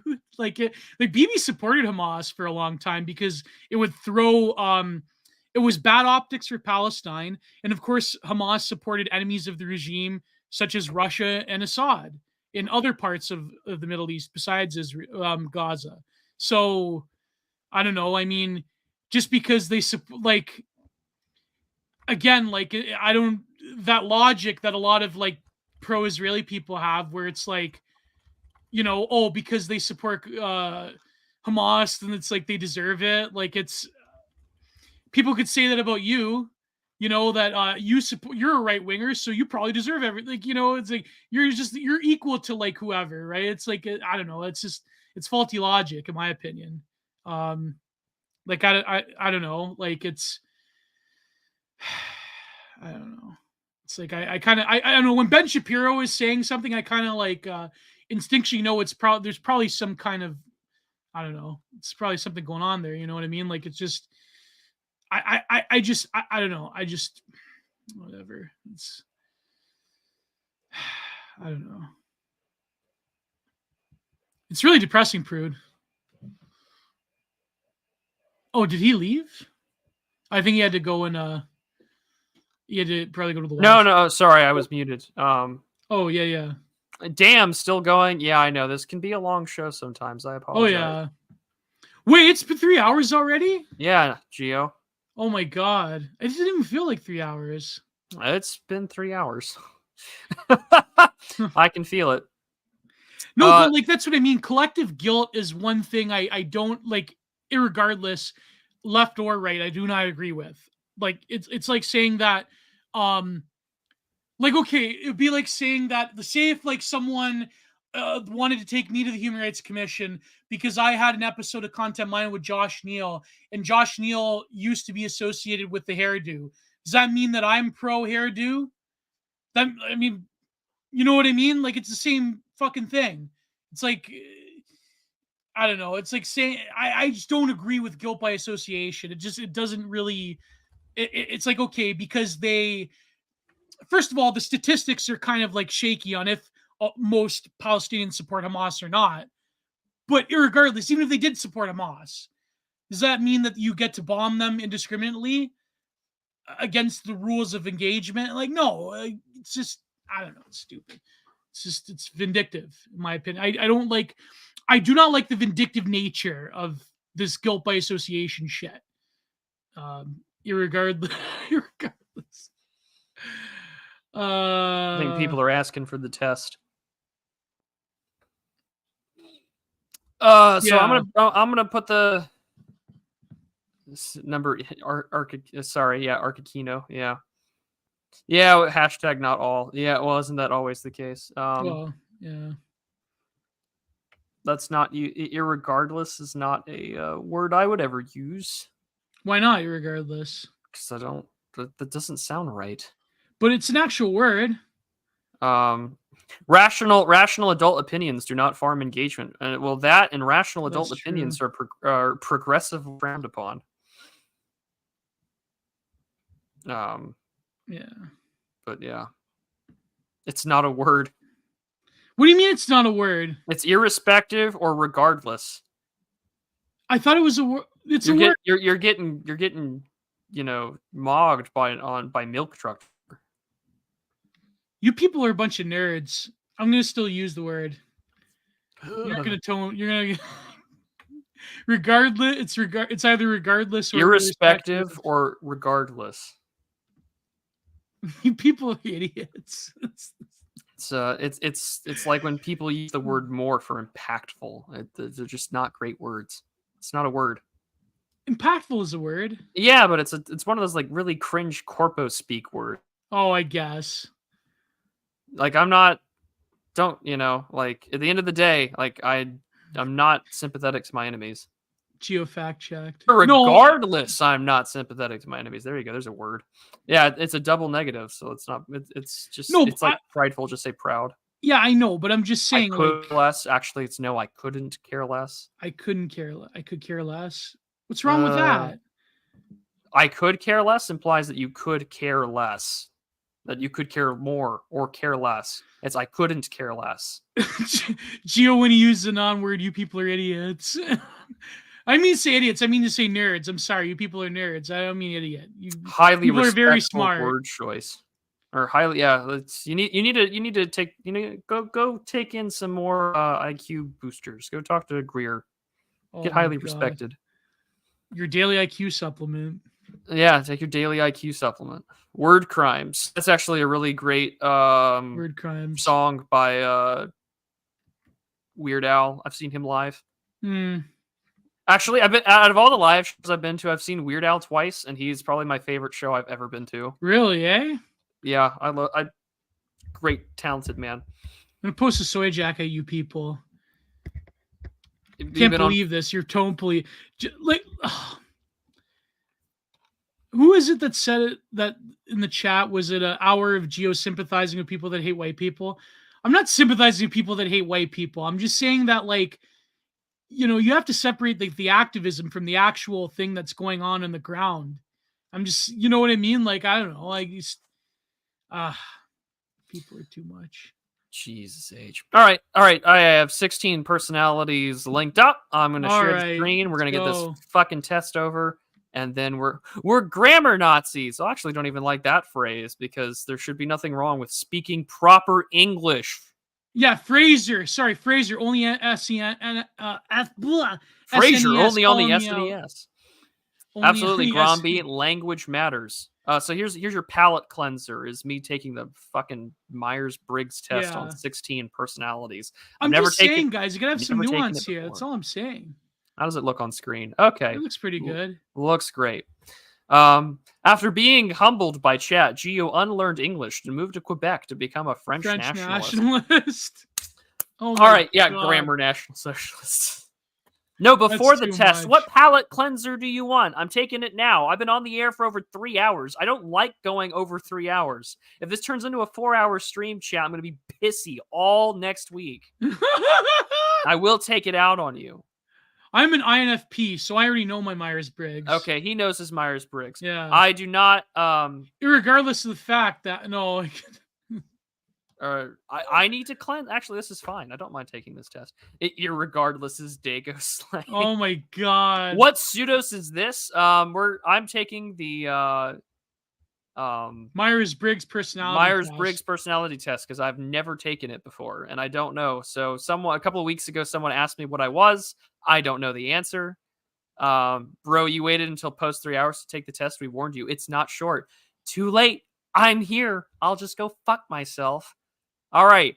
Do I regularly make new friends? Yeah, I guess so. I can be sociable. You spend a lot of your free time exploring various topics that catch your interest. That's definitely true. Seeing other people cry, it can make you. Oh, that's a hard disagree. It makes Can make you what? It makes me feel like I want to cry too. The only time I ever don't make you feel cry. The only time I ever feel like crying is at a funeral. Oh, okay. You prioritize and plan tasks effectively, often completing them well before the deadline. Put that in the middle right there. I procrastinate like crazy. Mm. You usually stay calm, even under a lot of pressure. I'm putting that firmly in the middle. That is totally situational. At social events, you tend to stick with people you know rather than introducing yourself to new people. That depends on the social situation. So I'm going to go with a light disagree. You always follow through on your commitments, even in challenging circumstances. I wish I could say that's true, but not always. I am very sentimental. That I am. Otherwise, I wouldn't be a right winger. So I'll just go hard agree. You like using organizing tools like schedules and lists. Yes, I use an actual planner to plan my stream stuff. Even a small mistake can cause you to doubt your overall abilities and knowledge. It does piss me off, so I guess I'll go light. You feel comfortable just walking up to someone you find interesting and striking up a conversation. I do that quite often. Although I hate making friends. You are not too interested in discussions about various interpretations of creative works. Well, I do the Digital Archipelago, so that's a hard disagree. You rarely talk about how something makes you feel. No, you do that often. Well, hold on. Oh, too late. I already took it. Shit. No, you can reverse it. Oh, okay, cool. You rarely talk about how something makes you feel. Well, I mean, politically, yes, but in my real life, fuck no. Like, if you want me to, I'm incredibly guarded and reserved. No, I don't know. The less you people know about me, the better. You usually prefer doing just what you feel like at any given moment instead of planning a particularly daily routine. I'm going to go with a strong disagree on that just because I have a prayer and I do things during the day I don't like doing. You rarely worry about whether you make. That's a hard disagree. I'm vain to a fault. I am very image conscious. I'm image conscious. Yeah, you are. That's true. I'm a diplomat to a fault. I enjoy participating in team-based activities. Agree. You see yourself more of a visionary than a realist. That's a hard disagree. I like to think of myself as a realist to the point people call me a pessimist. Helping others succeed brings you happiness than your own achievements. Depends on the situation. We'll go in the center there. I can already guess what you're going to be. Oh, shut the fuck up. All right. You actively seek out new experiences and knowledge areas to explore. That's a hard agree. You are prone to worrying about things every fucking day.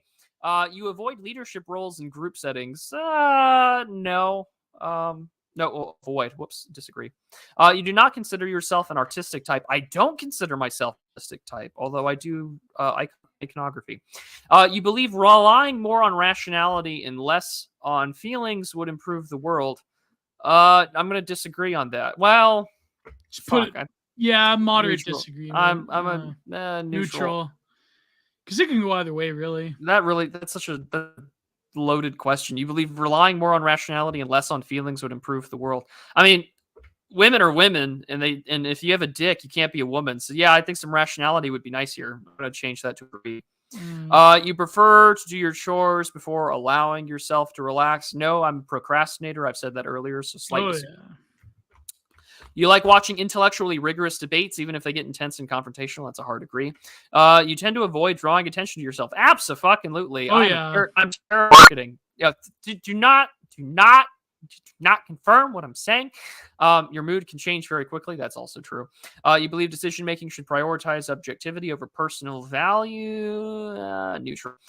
You often end up doing things the last possible moment. Slightly agree. You consider yourself quite unconventional. Slight agree. Yeah, I guess. Yeah, did you hear that moment of ear grape? What was that? That was like a scream. That may have been me. Yeah, that was like a scream, like a Wilhelm scream, but like a woman. That may have been me. Forgive me that. Yeah. That may have been me just laughing. But I'll just shut up now because I don't have anything playing in the background. I think it's an audio glitch. Maybe an audio glitch. Yeah. This test is trash. What's your Spotify tell you? I'm not on Spotify. I don't use Spotify. I mean, I think he's going to be NTJ. My podcast is on, or all my audio is on Spotify, but not me. Oh, personally. I got to upload all the episodes on Spotify. Yes. You usually prefer being around others rather than on your own. That's a hard disagreeing alone. When you become bored or lose interest when the discussion gets highly theoretical, well, that's a hard disagree. I'm a theory cell at the end of the day. You find it easy to empathize with a person whose experiences are very different from yours. Disagree. Oh, really? I don't know. Like, if your experience is I'm viewing that maybe with an ethno-narcissistic lens. Who knows? Yeah. Also an anti-immigration standpoint. So like, 15 photos that say fuck having borders and shit. Yeah, no. Go back. You often allow the day to unfold with any schedule at all. No. You rarely second guess the choices you have made. That's a hard fucking disagree. After a long, exhausting week, a lively social event is just what you need. No. You rarely second guess yourself? I second guess myself all the time. Oh, yeah. Okay. Sorry. Yeah.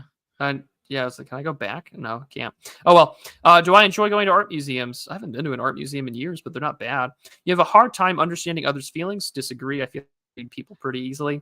I have a to-do list to do for each day. That's a large degree. You rarely feel insecure. I'm going to go with rarely feel go agree slightly. You need a tranquil, low-key environment to recharge. That's a large. I'm out in the woods all the time. When faced with unfamiliar problems, you prefer innovative solutions to traditional methods. It depends on the problem, so neutral. People often turn to you to boost the energy level of no. You have many routines in your daily life that you generally stick to. I am a man of habit. You are still bothered by mistakes that you made a long time ago. Yes. You believe that traditions should be protected and cherished. Yes. Your emotions control you more than you control them. Slightly. You take great care not to embarrass others, even when it is their fault. I'm going to go with neutral on that because it totally depends on who I'm making fun of. Your personal work style is closer to spontaneous bursts of energy rather than organized, consistent effort, especially when it comes to writing on Substack. When someone thinks highly of you, you wonder how long it will take for them to feel disappointed. Slight disagree. You would love a job that requires you to work alone most of the time. Well, I already do that, so that's an agree. You believe that pondering abstract philosophical questions is a waste of time. Big disagree. Otherwise, I wouldn't be a right-wing podcaster. You often feel energized by being in crowded places. Depends on where I'm at, so slight agree.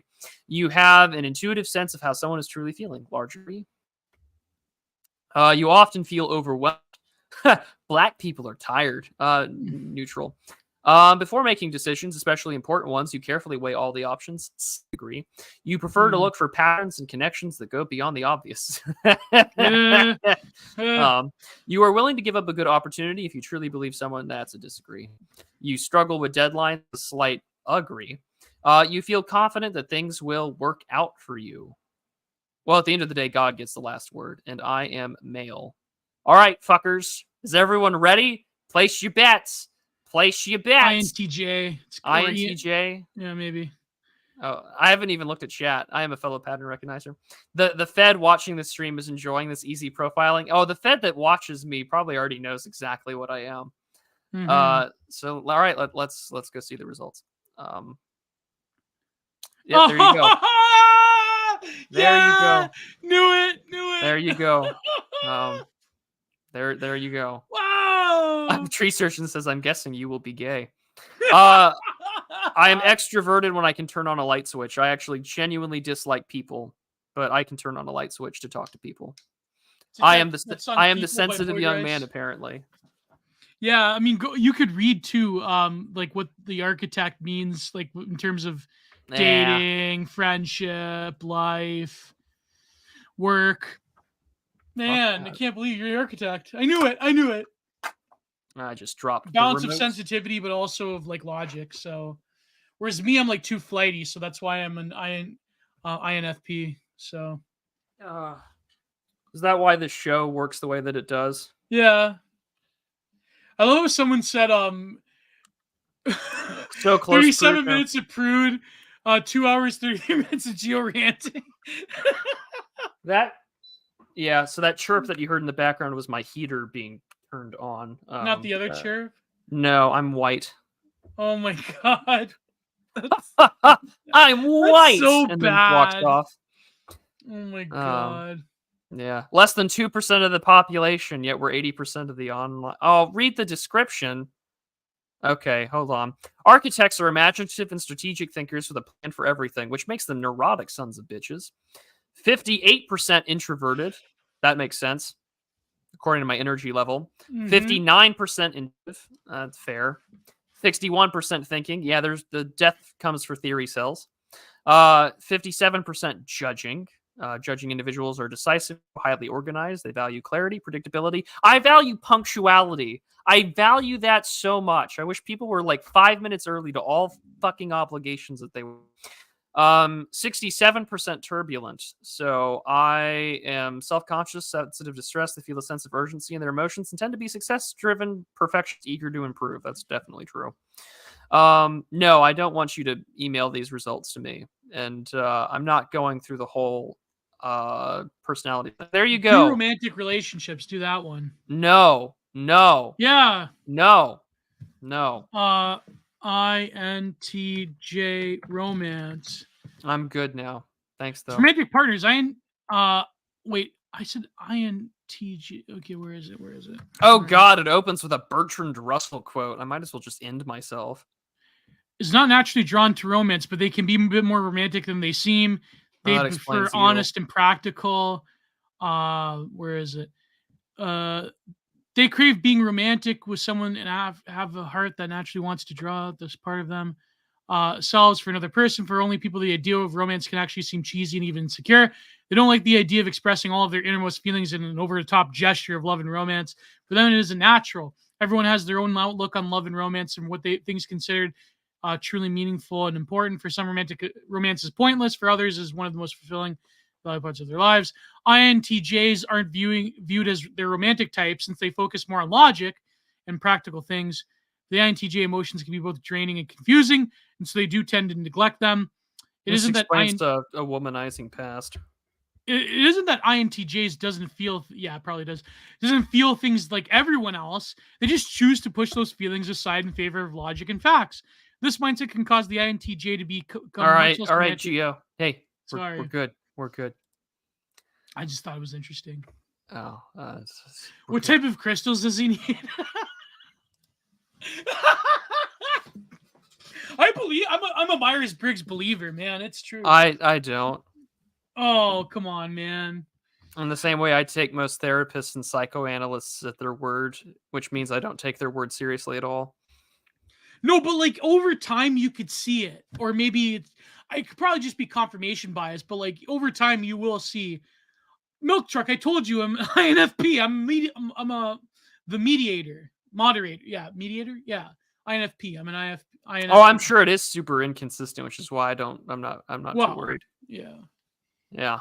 It's a general thing. It's not like you're not meant to like gamble the family farm away on it. I'm just, wasn't planning on it. No. It's all a perversion of Jung's work. Yeah. There you go. Geo Zodiac. Yeah, I believe there's something to be said about astrology. Well, I'm not a the ancient Greeks and Romans believed in astrology. How about this? I'll take it next week and we'll see what I get again. Yeah, all right. There we go. All right, so on to the super chats. Any last words, Gio, on anything we've ranted about today? I just pray to God the comment section isn't too harsh. It's always harsh. I'm just trying, like, listen, I'm just trying to have a little nuance. And if I cut you off and I ranted too much, it's just that this week's topics were kind of infuriating. So next week we'll talk about something way better. Yeah, exactly. Yeah. But sorry. We'll start with the YouTube super chats because I can put those first. Seneca continues on his membership for 1 month. He says Bruce needs to take his Myers-Briggs test. Well, it already happened. And if you are a YouTube channel member, you only get to see all of the gaming streams that happen on Fridays, as well as an early access interview to my talk with Andrew McLuhan. Nice. John Carter for $4.99 US says I'd pay good money to see Gio and PPP bicycle joust. I'd pay, we would kill each other. I'd pay really good money for that too. Is that a reference to the fact that I didn't learn how to ride a bike? Yes, that's exactly. Do you think he forgets? Do you think any of us forget? John Carter, please go back to the FMKs, please. I remember that this used to be a culture podcast. Well, we'll get back to that. We'll get back. What last week we had that. It was nice. Yeah, we talked about movies last week. I can't believe Fraser said it was siding with people that are anti-white. I'm not siding with people that are anti-white. That really bothered me. I can't believe it. The desperate for pussy voice. And what does this crystal do? I did that with my GF in a new age shop once. I showed her that meme and she's like, fuck, I can't get it. And what does this crystal do? It's $75. Yeah. Anyways, that goes on shit you don't admit live on the air. What? And what does this crystal do? And that you did that? No, I did it for a meme. She knew because I showed her that meme, and so it wasn't that I actually did it. It's just like we were in a new age shop, and I remembered that, like we both remembered that meme. So like I did the ironic voice. I'm like, and what does this crystal do? And she's like, stop it, Gio, stop it. It was like, it was funny. The internet never forgets. So true, Morton. So true. It was ironic. Well, Tim Miller sends for $1.99. He just says, rest in piss, Aaron Bushnell, lion roaring. So I guess the lion and Judah type deal. There you go, Tim. I read it out loud. Holy fuck with the lion roar.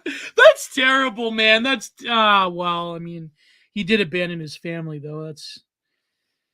You people are terrible, man. You people are terrible. NG Benji for $5 Canadian says every liberal democracy naturally turns into tyranny. Managed democracy. Plato was right. Seasider for $5 says refuse to take your fez off in the courtroom. Oh my god. I'll have to wear the fez. Yeah. Seneca for $4.99 says our country worships Moloch and lies. I think it's definitely Joe over. I doubt we can come back as a Christian country. I mean, whatever semblance of Christianity that does reemerge, it is definitely going to be in pockets, and it will be a sort of dark time for sure. Whether we come back fully, I don't know, but through all things with God, it is possible. Red Hawk for $1.99. Thank you, sir. Good to see you here. He says Gio's take on the girls dancing is correct. There you go. Oh, there you go. You've heard it Red Hawk's on my side. The red pill man himself. Yeah. Pen Videla for $5 US. He says, love from El Salvador. Feels good to be in a country where gay marriage and abortion is illegal. You guys should visit sometime. We should. Did you see that tactical wisdom tweet where he's like, the right, he's just like, oh, you guys simp over Bukele and look what he's done. He's been worse than the gangsters. And I'm just like, that's the most Fanta Black Coal tweet I've seen all day. You ever seen that video of in El Salvador, MS-13? I believe they submerged somebody in boiling oil. I don't think Bukele is worse than that. Yeah, that's such a fucking stupid take. That's like, the amount of evil those people do. They skin people alive and they condemn millions of people because of the drugs and all that. Like, I don't know. I'm sorry. I don't think Bukele's worse than that. That's kind of, I don't know, Prude. Am I crazy? But of course we have to say that. It's like it's just like the insufferable centrist libtard like tone of like, well, I don't agree with, I don't agree with drug lords skinning people alive, but we can't put people in prison. We just can't, guys. We just can't. Can't do it. Can't put people away for life in prison. Those things are too, like, those things. What's the stupid drill tweet? I see an evil thing and I see a good thing, and those things are exactly equal to me. That's what liberals do. It's like I see a bad thing, I see a good thing. They're perfectly equal. They're equally bad. Yeah, Like there's no fucking, difference in the pictures. yeah. Internet friend $2 Canadian digital Archipelago for number 80. Well, thank you very much for the ongoing Nice. support. MND for $5 Canadian says, is PP's immigration policy any different than Justin Trudeau's? I thought he wanted to pipeline people to Canada straight from India. Won't be voting for him. Yeah, unfortunately, they're not that different. That's true. I think he'll probably have to, as time goes on, maybe he might get a bit harder immigration, but he still buys the whole, like, oh, we need, like, smart people to immigrate to Canada, which is equally, if not worse, equally destructive, if not more destructive in some ways. So, I mean, if he's going, I mean, honestly, if he's going to do things like strike down this online harms bill, then I mean, yeah, it is what it is. Yeah. John Carter for $1.99 says, sloppy language makes sloppy thought possible. I'm guessing this is in reference to the regardless claim. Yeah, yeah. Brent Taylor for $5 says, epic stream, epic rants, keep them coming. Well, there you go, Brent. Well, they come every week. They certainly do. Penn, thank you so much for joining as a channel member. You guys will also get to see any of the paywalled Substack essays I put out. You will get to see the Stalin's War episodes early. I'm recording one this Monday evening. You guys will get to see that for a couple of weeks before it goes live. And you'll get to see all the gaming stuff alongside any other interviews I do that I put out early. So thank you so much. Your support is greatly appreciated. Seneca for $4.99 says, this stream proves Gio needs an anti-simp. Too many e-girls. We mentioned, like, oh yeah, the Bronze Age shoddy thing and the Amy Therese thing at the beginning. I don't like. I was just saying, like, they're nice and they have good takes, and it's like, why do you people got to hate on them? I don't understand. I think Bronze Age shoddy and Amy they get way too much hate for what they put out there. That's all I'm saying. I'm not simping. That's not simping. Just, we're mutuals, and I think they're, they have good takes once in a while, and that's, you gotta have a little bit of sympathy here. They have Amy and Bronze Age Shy. They have like deranged, like there's a lot of deranged guys that like just they say a lot of nasty things about him. What's funny is that there's a lot of like leftoids that go after Amy that say a lot of deranged things about her. It's really, I don't know. I'm not a fan. Oh yeah. I just avoid e-girls. Yeah. Most, if not all, e-girls are blocked. Oh my god. It's true. That's true. I block most e-girls. J4 for $2 says, pronounce it ego. There you go. That's one way to do it. Well, regardless of that spelling. Oh Jesus. Does Gio pick up? Well, Gio has a girlfriend, so I doubt that he's a pickup artist. No, I can't. No, that's stupid. I mean, I don't deny that some pickup artist tactics work. I'm just. They definitely have they can work. They can work, but it depends on the woman it works on. Yeah. You're right. Correction, Pascal. I just block most women on Twitter. It makes my life so much easier. Yeah. I just block most women on Twitter. I follow the Paul Fahrenheit rule. I just block women on Twitter. There are like 5 women on Twitter I don't block. And yeah, but you know what? Paul Fahrenheit, the one girl he didn't block, he ended up marrying. So that is true. That is true. He did marry an e-girl. He did marry a woman he met on Twitter.com. But you know what? He's a father and married, and we're not. So he won out. On to the ones over on entropy.com. I always recommend that our audience send via Entropy. It takes less of a cut, and you don't have to deal with going through Google. Charlie Mackey for $30 American. Thank you very much for your generosity. Sorry, I had to do it, Prude. You're good. I understand. He says, thanks for the stream. It's a shame that I can't watch it live. As an amusing question, what are the implications of the popularity of Paradox games? Games like Hearts of Iron, Europa Universalis, and other sci-fi and historical games. Well, they're great 4X games. I've spent more hours in them than I would like to admit. And that it's really depressing.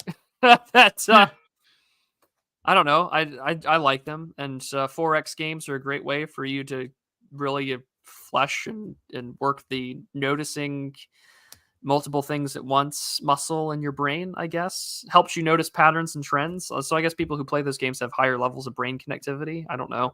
I just like them. I like Europa Universalis. I like Stellaris. What are they, like strategy games? Well, no, they're like 4X games, so it's even more than just. It's like long. It's grand strategy and long strategy. Like one game can take multiple tens of hours to play. Was that like EVE Online? No, EVE Online is like an MMO game that's more with a real life economy with billions of dollars and clans and stuff. But no, 4X games like Sins of a Solar Empire or something like that. Do you prefer those over like MMOs? Yeah, I do. Why? Because I think the interactivity is not reliable, or is it just that? Well, I just don't have time. Like, there's a lot of games, like a lot of things like EVE Online. Like, that's a game that you play that's basically a second job. It is like a second job. I don't have time for that. Yeah. I mean, in the same way that like I like War Thunder, but I can't do daily grinds for the challenges and stuff. Like I just can't. I'm not going to treat that game like a job. I just like flying my airplanes. Belial Bradley for $10 American says, small donation for importing bagged milk from Ontario. $10. There you go. Bagged milk. Yeah. Bagged milk. Leche bolsa. I was going hard on the Coke and the bag meme that Keed Slime and others were starting up. That was funny though. Just like some like 5'4" El Salvadoran man just hands you a bag full of Coca-Cola. And one of them had Charlie Kirk. He's like, we don't do that here in this country. That was fucking funny. Then I did the meme, but it was like the milk bag, the Canadian milk bag, leche and bolsa. It was like a Giga Chad saying no. Oh, it was funny. Let's see here. Sam153 for $10 US says Leap Day Sneed. Well, yes, it is the 29th joyous feast to the Saint John Cassian. Today is his feast day. Owen Zaleski for $5 American. He says, hello, gents. Glad to see the rants are flowing nicely. We'll have to clip them later. Dave and Ben both said that all conflicts now are life versus death, and currently the left is pro-death. Passage Prize extends its deadline. I will now be able to submit. Yes, the last iteration of the Passage Prize is out now. Its deadline's been extended, so enjoy. Thank you, Owen. Did you see that other? Did you see the YouTube super chat that just came in? I just saw it. I just saw it now. There you go. M. Lewis for $20. We don't scare, bish. We don't scare, bish. That was. Oh, that's so great, man. $20 for fucking Ethan Ralph quote. Oh, I love that. That's so good. Anyways, do you have any more? No, that would be it. Let me refresh Entropy real quick if anyone's interested, and then nope, I think that'll be it for today. Nice. Almost 4-hour stream. I like the Sneed McChuck here. He started with Sneed posting even before we did that. Yeah. Even before we went live. $20. Good God. Good. Well, Gio, what do you got going for you this week? Well, like I said, I'm really busy editing with Matthew the Stout. But, this week I released an episode of Gabe Underground, almost 4 hours, around the same time of this stream, actually, where we talk about Fish Tank Live. We talk about Jung, Nietzsche, sex lectics, Richard Nixon and Trump, and we also talk about what else do we talk about? I feel like we have like a whole like deep dive into Fish Tank Live and mythology and the Synodon cult and everything, and it's really fascinating. So you don't even have to be a fan of Fish Tank Live to appreciate the content. It was pretty good. That's what they all say. Yeah, yeah, true. That's what they all say. Oh, We need man. that mark. You're not getting the 4-hour mark. Sorry, unless you start throwing in more money. You better give super chats then if you want 4 hours. Anyways, other than that, what I've got for this week is just the video essay out that I put on Reenchantment. That is out on the channel already. Go listen to that. It's like a 40-minute old school video essay. Enjoy. I will have a new Substack out talking about Helldivers 2 tomorrow. Of course, your ongoing support here on the show is always greatly appreciated, as well as on Subscribestar, Buy Me a Coffee, Substack, and the rest. And then, if you want to listen to me talk even more, which I would recommend, I was on the Meta Prime podcast. It's available on his Substack. I linked it in the community post. And then this Monday, I have an 1.5-hour interview dropping, where I talk to the head of the McLuhan Institute. I will be talking to the grandson of Marshall McLuhan, Andrew McLuhan. If you're a channel member, you can already watch that early. So by all means, enjoy. And then I'll be live probably tomorrow night because it's Friday gaming streams. Maybe I'll even do some later this evening. So with that, go find Gio's links. They're all down below in the description. All of them down below. You can go support them. I'm also on all podcast platforms. As soon as we get off the air, this will be put up on all of my podcast appearances, where I have it on Spotify and all other places, including Apple. Enjoy that. And then, yes, Mr. D will be on the Old Glory Club's Pony Express Radio later this evening. So if you enjoy his Twitter spaces, you will enjoy this episode of Pony Express Radio later this evening. Support Gio on Patreon. Find his Substack. You can go find all my links down below in the description. We have no idea what we're going to talk about next week because despite the fact that Gio's not an INTJ, we both procrastinate like no fucking tomorrow. And yeah, we'll see you all next week. God bless. Goodbye. Too sweet. Maybe we'll do a Maverick black erotic romance film. No, I'm kidding. That'd be funny. From the Maverick Hey guys, channel. You want to see me in myself live on air? All right. We'll do a to be erotica. We'll see you gentlemen next week. Take care. Goodbye. 07.